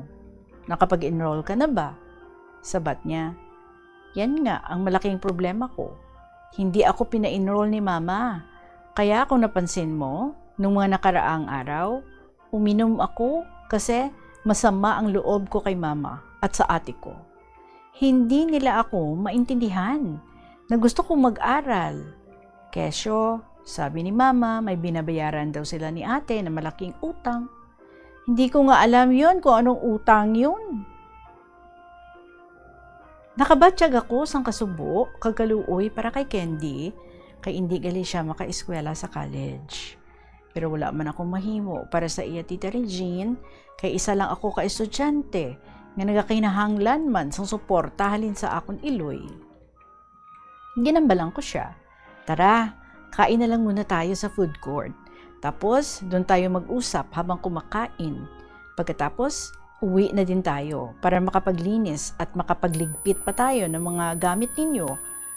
Tapos, bala ko na din sana bukas maghanap ng boarding house malapit sa school para makapag-settle na ako bago magpasukan. Tita Regine, nakita ko sa mga mata ni Candy nga may kasubo siya, kagkahisa nga nabatyagan. Kaya bisan paano, nakaplano ang pag-eskwela ko, nga wala siya ginatipan sang iya nga iloy kag magulang nga utod. So makatapos kami kaon sa food court, naglakat na lang kami pauli halin sa mall, kay walking distance na lang man ang mall pauli sa amon ginadayunan. Samtang nagalakat kami sa mall, gulpi lang siya, nag-angkla sa tuo ko nga butkon, kay nagsandig sa akon abaga, nga daw naga-date lang kami nga magnubyuhanay. First time para sa akon ang mga amusini nga experience, kay never gid ako nga nakahawid sang isa ka babayi. Nabatyagan ko nga amo galiina ang pamatsyag kun daw may nobya ka. Sa pensar ko, lain gid man ang babayi nga liberated kag anad sa tawo. Bisan matuod nga may nobya ako Tita Regine nga si Ivy sang high school ako, wala kami nakaagi bisan holding hands hasta makatapos kami sa pag-eskwela. No touch kag no kiss gid ako sa akon nga nobya. Sa tapas gani, wala gid ako nakaagi nobya, hasta lang sa tuksoanay, pero wala gid bisan isa. Hambal ko kay Candy, Tita Regine, talo pa natin na magjowa nakaangkla ka agad. Sabat niya, wala lang, feel ko lang na para akong may kuya. Wala naman mali siya sa akin to. Sabat ko sa iya, alam mo naman na hindi ako sanay sa ganyan. Hindi ko nga nahawakan si Ivy. Nagsabat siya liwat. Ayaw mo niyan? Nararanasan mo yan ngayon? O, anong feeling ng para kang may jowa na clingy? Hayaan mo lang ako, nare-relax ako kapag kasama kita kasi sa mga barkada ko, puro lang inom ang alam. Ngayon, may kasama akong pare. Ha ha ha. So pag-abot namon sa balay, nag-ilis na ako tita, kag nangita kung ano ang pwede ko himuson. Samtang si Candy, nagsulod sa kwarto, kag nagtulog. Pasado 6:00 na sa gabi, sang magbugtaw siya. Nakatapos naman ako magluto sang amon niya panyapon. Pagwa niya sa kwarto, naghambal siya sa akon kung pwede ko kuno siya nga pahulamon sang 200 pesos. Kay malakat kuno siya. Hamba ko sa iya. San ka na naman pupunta? Hindi ka na lang magstay dito, magagabi na. Ano, gagala ka lang? Hindi ka ba makontento na nasa bahay lang? Sabat niya. Naiinip ako dito sa bahay. Parang walang buhay dito. Hambal ko liwat sa iya. Di ba may usapan tayo? Nasasamahan mo ako bukas at maghahanap ako ng boarding house ko? Tapos ngayon, aalis ka. Anong oras ka na naman yan uuwi? Sabat niya liwat. Hayaan mo na lang ako. Wala naman yan sila pakialam sa akin. Alam ko naman ang ginagawa ko. Hambal ko. Wala akong ekstrang pera. Talagang nakabudget pa ako. Sabat ni Liwat. Okay, sige, wala naman problema. Basta, aalis pa din ako. Naglakat siya. Kag nahibalaan ko na lang nga nagulam siya sang kwarta sa driver sang bakery nga si Henry. Stay-in man nga driver si Henry, pero may pamilya siya sa probinsya. Kag medyo mas may edad siya sa amon, Tita Regine. As usual, tita, nagpauli si Candy nga nakainom. Ambot kung sa diin ini siya nagakadto para lang gid mag-inom. Wala ko na lang siya ginsapak kay kinahanglan ko naman makatulong kay may lakat man ako sa aga para magpangita sa maistaran ko nga boarding house. Pagkaaga, Tita Regine, usual routine, lutuan ko sila sa pamahaw antes ako maglakat. Nagdungan kami maglakat ni Zell, pero wala na namon ginambalan ang bahin kay Candy. Ginambalan na lang niya ako nga good luck sa pagpangita ko sa boarding house. Nangita ako sa boarding house nga malapit lang sa eskwelahan, around Project 7 kag Project 8, kag sa Bago Bantay, nga lapit lang sa una namon nga ginaistaran sang bata pa ako. Ang lugar kung sa diin nakaagi ako bakol sang todo sang amay ko, sang anong pa lang ako katuig. Daw kasan o lang ang time nga gamay pa ako. Sa Bago Bantay pa kami nag-estar sa 1983. So na year 1994, nagapangita ako sa boarding house in the same area sang childhood days ko. Medyo nabudlayan ako mangita sa boarding house kay kalabanan, okupado na. Kag kung may bakante man ako nga makita, bed space ng gid siya. So, medyo hindi ako komportable. Kay maluwas sa gutok ang lugar, Tita Regine, hindi man maayo ang common restroom. Medyo nakabatsyag man ako sang kabudlay, kay wala ako lugar nga nakita para mag-settle ako. Nagpauli ako nga wala ako sa nakita nga boarding house.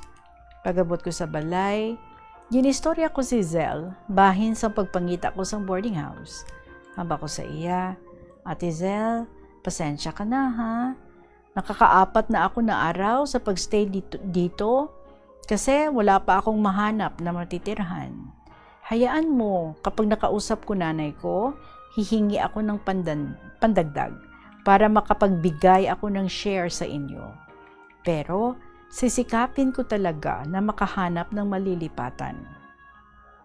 Nagsabat siya sa akon, okay lang naman na nandito ka.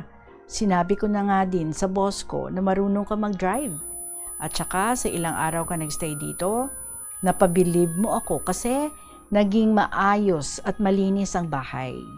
Hindi namin nagawa yan sa loob ng 2 taon na tumira kami dito. Hindi ka naman naging pabigat at problema. Mas nagugustuhan ko nga na may bantay ang kapatid ko. Sabat ko sa iya, hindi naman nakikinig sa akin yan. Inaasar pa nga ako na pari ako. Pero sige, kung okay lang sa'yo, tutulong na lang din ako sa gawain dito sa bahay. Sa Biyernes, pagtawag ko sa nanay ko, babanggitin ko na pwede muna ako magstay dito. Pagabot sang Biyernes, nagtawag ako sa iloy ko. Kaginhambal ko ang nangin plastada kag arrangement ko sa luyo ng day Candy. Kag nagpasugot naman siya kay at least kuno kilala ko ang mga tawo nga ginaistaran ko. Tita Regine, likom sa akon ihibalo, may sikreto gali ang pamilya ni Candy nga ginahawidan bahin sa ila kag sa akon pamilya. Pero sa masunod ko na lang ina nga sulat ipaga-share sa inyo tanan. Subong i-post ko naman anay ining sulat ko kay medyo malaba naman ang pagsaysay ko, Tita Regine. Ugali, may mga pictures ako nga ginlakip, gintingob ko na lang ang mga nabilin ko nga litrato halin sa tapaz, mga elementary years ko, ang pagsulod ko sa seminaryo, ang pagtuon ko mag-drive sa motor kag si Marwan, kag ang pagbalik ko halin sa Quezon City sa makagraduate ako sa high school. Nagapangayo gid ako sang pasensya sa imo sa pagbasa mo sa malawig nga mala telenovela ko nga istorya sa kabuhi. Pwede inikuntani sa rekwerdos, pero doon nadula na siya sa drama, sa program sang Bombo. Kanugon lang. So, lubos gid ako nagapasalamat kay sa tanan nga mga KLP lovers. Salamat sa inyo time. Mapamatian ang akon kasaysayan. More power and God bless. Sincerely yours, Mr. MSS of Quezon City.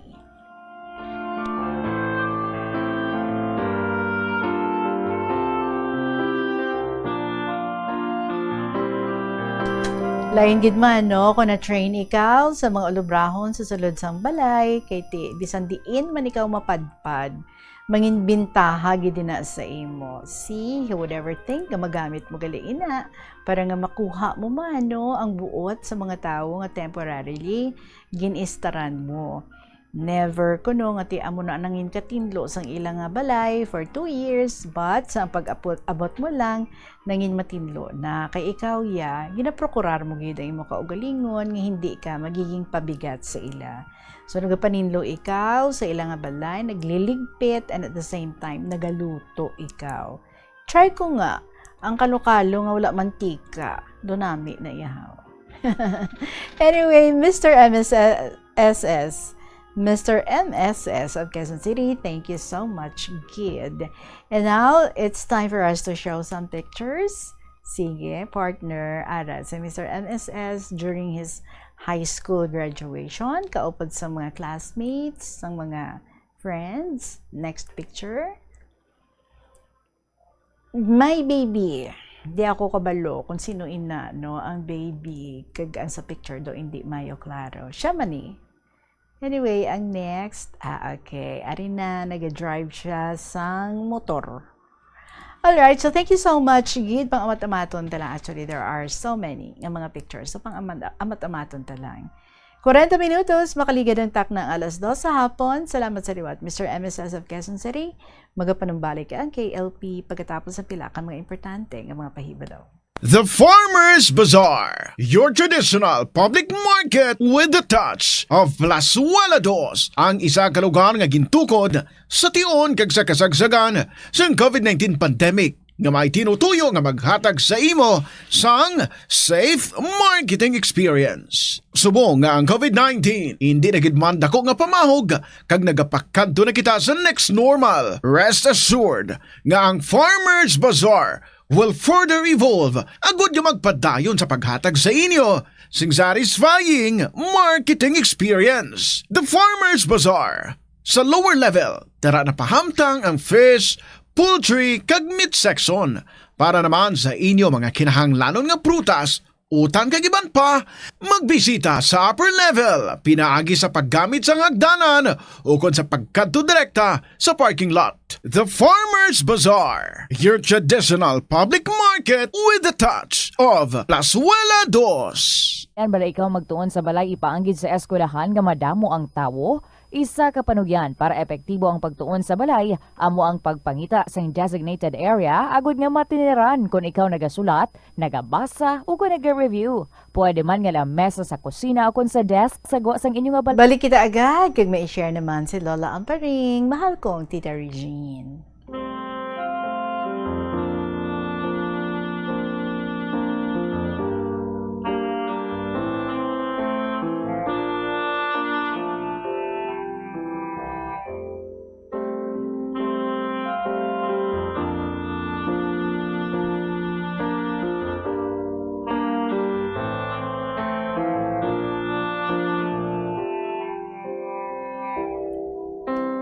Tita Regine, ang luyag ko naman i-share subong, ang ako nga masadya nga inagyan. Sa dong high school pa lang ako. Tita, apat kami nga mga close friends, ka-classmates. Abi mo, may mga kaya sila, mga gwapa pa. Pero natingala ako, nga ako lang permi ang ginakuha sa mga extracurricular activities, kaang isang folk dance, chorus, sponsors, kag miss sa fiesta ng Banwa. Siling ko gani, nga ako lang permi nga ang mga friends ko may kaya, tapos mga gwapa man, pero ako permi ang napilian.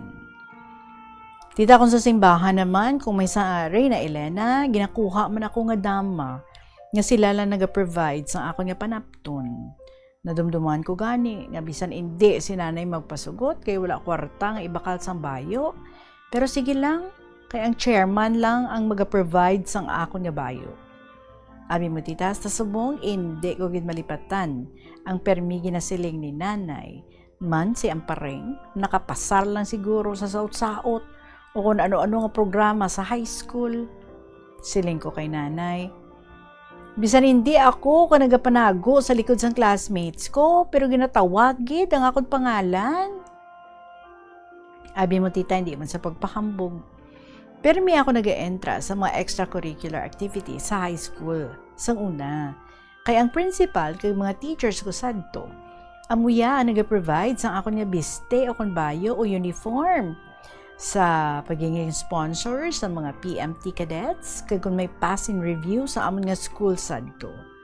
Siling ko gani nga ang mga friends ko nga mga gwapa man may kaya pa sa buhay nga hindi sila ginapaentra sang principal kag amon mga teachers sadto.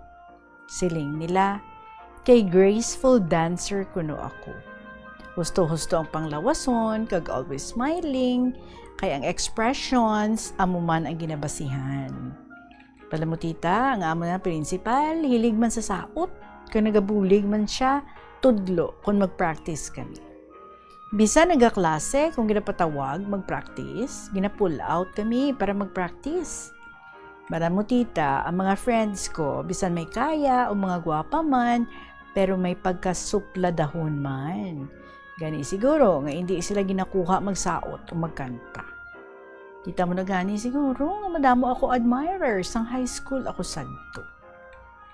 Hindi ko man malipatan nga sadto sang second year high school ako, ginpili man ako nga mangin candidate as Fiesta Queen namon sadto.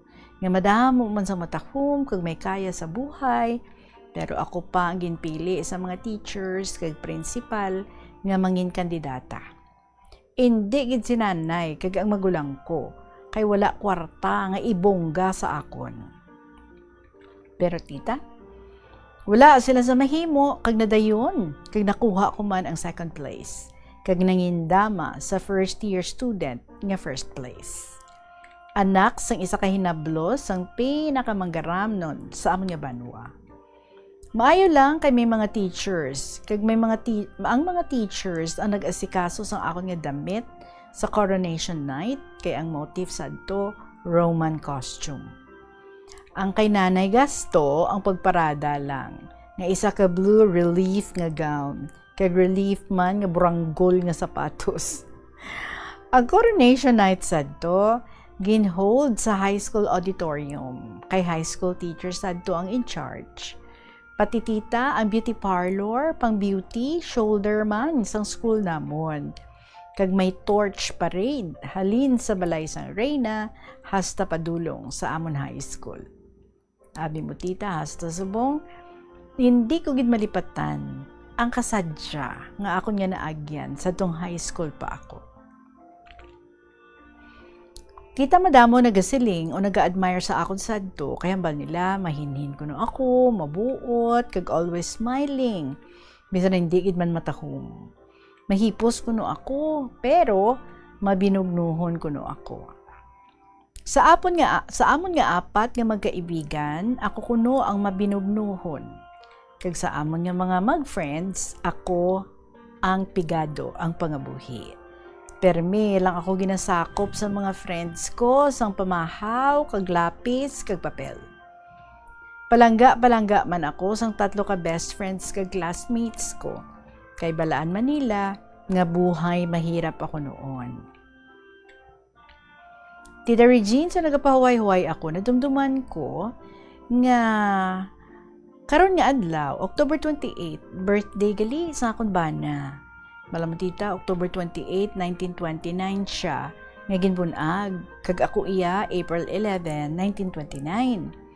So, mga 6 months older ako sa ako nagtaliwan nga bana. Tita, bisan dito na siya sa langit kay Lord Jesus, gina-extend ko sa iya nga kaluluwa ang taos-pusong pagbati ng happy birthday. Sana maligaya at tahimik siya kasama ng poong may kapal sa langit. Maligayang bati, darling ko. So Tita, I have to close now with my love, kisses and prayers to you and family. And kindly extend also my best regards sa mga classmates ko, Mia Sangbinga 1, Deo ng Putotan, Nanay Del ng Zaraga, dalawang mahal kong letter senders sa Lambunaw, Lolo Dencio, at sa lahat-lahat ng tulad kong letter senders. May God bless us all, Lola Amparing.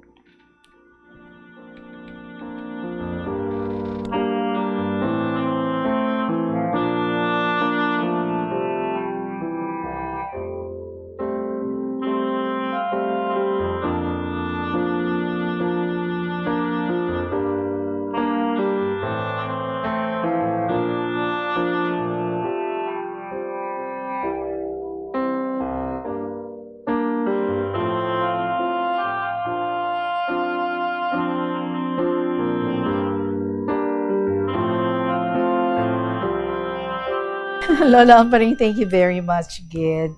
Kabay nga tinagapabugnaw ikaw dira, kag wala ikaw sang todo gid nga nainitan or ginabalhasan. I am sure kompleto ka man dira sang imo nga mga kinahanglanon kay gina-provide din na sa mga tao nga nagapalangka sa imo, especially sa mga naga-take care dira sa imo. So salamat. Kag I hope nga tawhay lang gid kag maayo ang kondisyon sa aton nga lawas subong.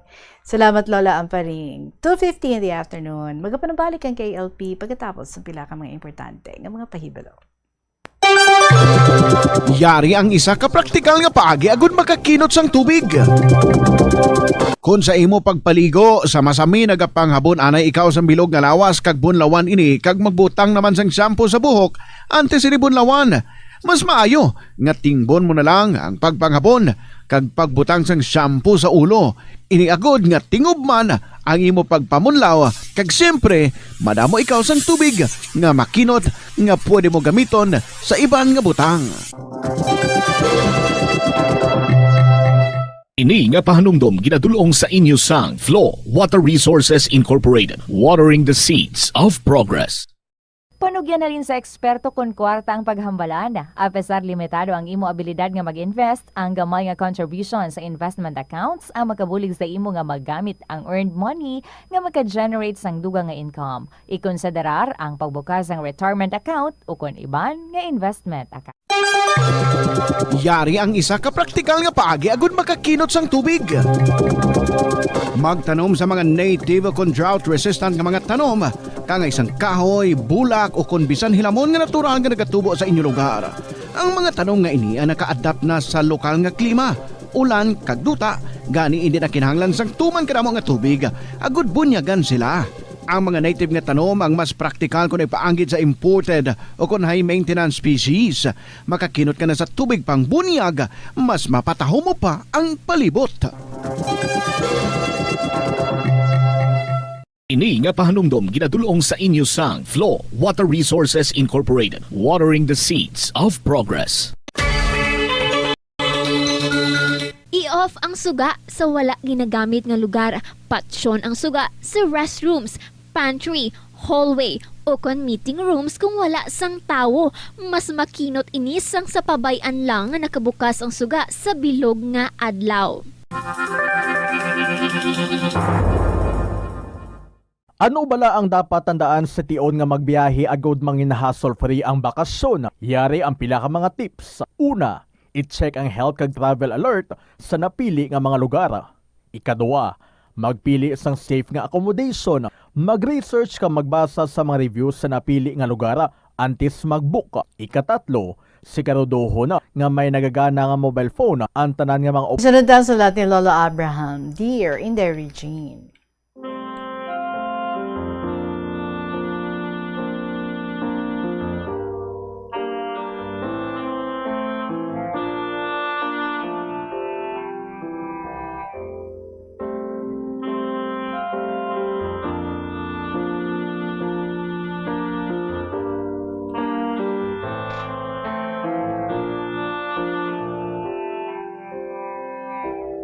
Maayong hapon sa tanang nga nagapamati sa Bombo. Sang ara kami sa Balay Dama Chess sa Manila, dira kami nagtulog ni Charles. Maayo kay wala pa ako ginambalan sa tag-iya nga ako ang mabantay. Nagsaka sa balay si Rudy, taga Bulacan. Hambal niya, kadto to sa Bulacan, manyaga, madamo to sa balay tilapia, kag bukaw-bukaw.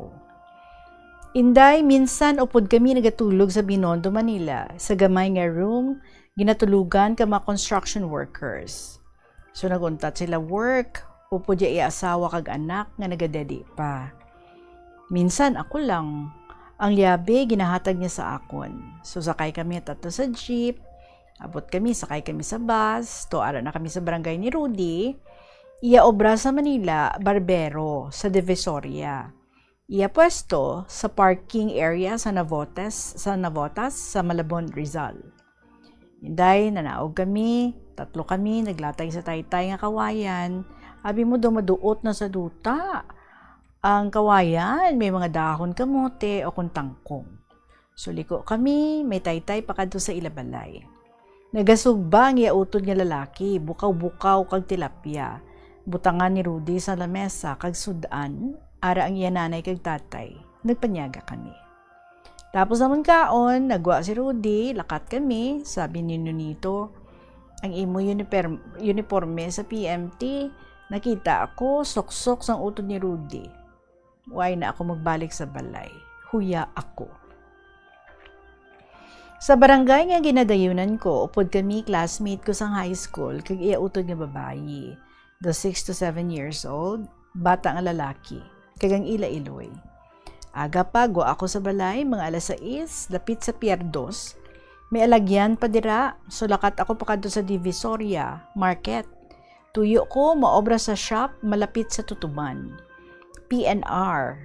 Tingin pasalig ako sa isa ka tawo nga nag-play dama, pustahanay nga patigayunon ako maka-work as helper. Free kaon, 5 pesos per day. So lakat ako sa front, left side ka market, sa right side ako. Wala ako nag-aagi sa Divisoria, kay ginpusasan ako sa tong January 4, 1975. So lakat ako, ara na ako sa tunga-tunga, ara sa higad ang tawo nga nagposa sa akon. Nagasandig sa dingding. Ang i-left nga tuhod sa ibabaw, nagaduko siya, wala niya ako makita. Sa likod ako nag-agi. Sadto, no, sa dalan sang San Fernando, Binondo, Manila, kung magpauli ako sa balay nga ginaarkilahan sang classmate ko. So lakat ako padulong sa corner sang Claro M. Recto, dira ang barber shop, dira kami nagatulog. Start na ako work, 5 pesos per day, obra ko, tigang, hugas pinggan, bakal sudan, luto, hakot kahoy, ipasandig sa pader. Kung nagaulan, ipasilong. 3 kapanday, upod ko. March 5, sang 1975, nagsaka ako sa hagdan. Istorya sa upod ko, panaog ako nagatalikod, wala ko makita. May gamay nga ido, may higot ara sa idalom. Natapakan ko sa ulo. Kinagat ang right ko nga tiil sa may kuko, nagdugo. So lakat ako, gwa ako sa shop, bakal sudaan. Nagadanaw sa alagyan, kinag-ulan. So nabasa ang pilas ko. Mahapdi. Marso 17, napatay ang tutoy. Nakita ko ara sa higad, ginalangawan. Sulod ako sa office ng tag-iya, hambal ko, sir, napatay ang tutoy. Hambal niya, samahan ka ng nanay ko, bakal anti-rabies. So lakat kami sa dala, nagataliti, wala gid butika. 500 meters amon lakat, balik kami sa shop, pagkaaga stop work, pagkaaga tagaan ako 50 pesos, magkadto sa Quezon City, sa utod ko nga babae. Abot ako, kita ay kami katiyo ko, pakaisa ni tatay. So timing, nagkadto ka di, ang balya, nagapang-enlist. May duha siya kahinablo sa iasawa. Ang isa kita ko sa balay, naga-uniform na. Ang isa mapa-enlist man. Pagkaaga, tapos ko pamahaw, kadto ako sa kampo. Wala, gid ako makapanugid sa utod ko. Nga natapakan ko ang tutoy sa ulo, kag sa tiyo ko, nga nakagat ako, kag 12 days napatay ang tutoy. Pagkaaga, tapos ko pumahaw, kadto ako sa kampo. Sa room, damot ang mga tao. Pungko ako, tagaan ako balasahon daw test paper. Di ko kabalo sang sabat, Tiginatahalan ko ang lapis ko, napilas ang tudlo ko. Hambal ka, nurse, anong nangyari? Haba ko napilas ka blade, nagatahal ako lapis. Tingin butangan betadine kag plaster, nalipat ako. Wala ko mahambal, ngaging kagat ako sang tuta. Tani isa kampo, base ko na bulong pa ako. So wala na ako magbalik sa room, guwa ako sa kampo, balik ako sa Manila. Tani ginambal ko sa nurse, no? Nga nakagat ako sang tutoy. Maraming gigan salamat Inday Regine. Tubtub na lang anay diri, and may God bless us all and good luck, Lolo Abraham.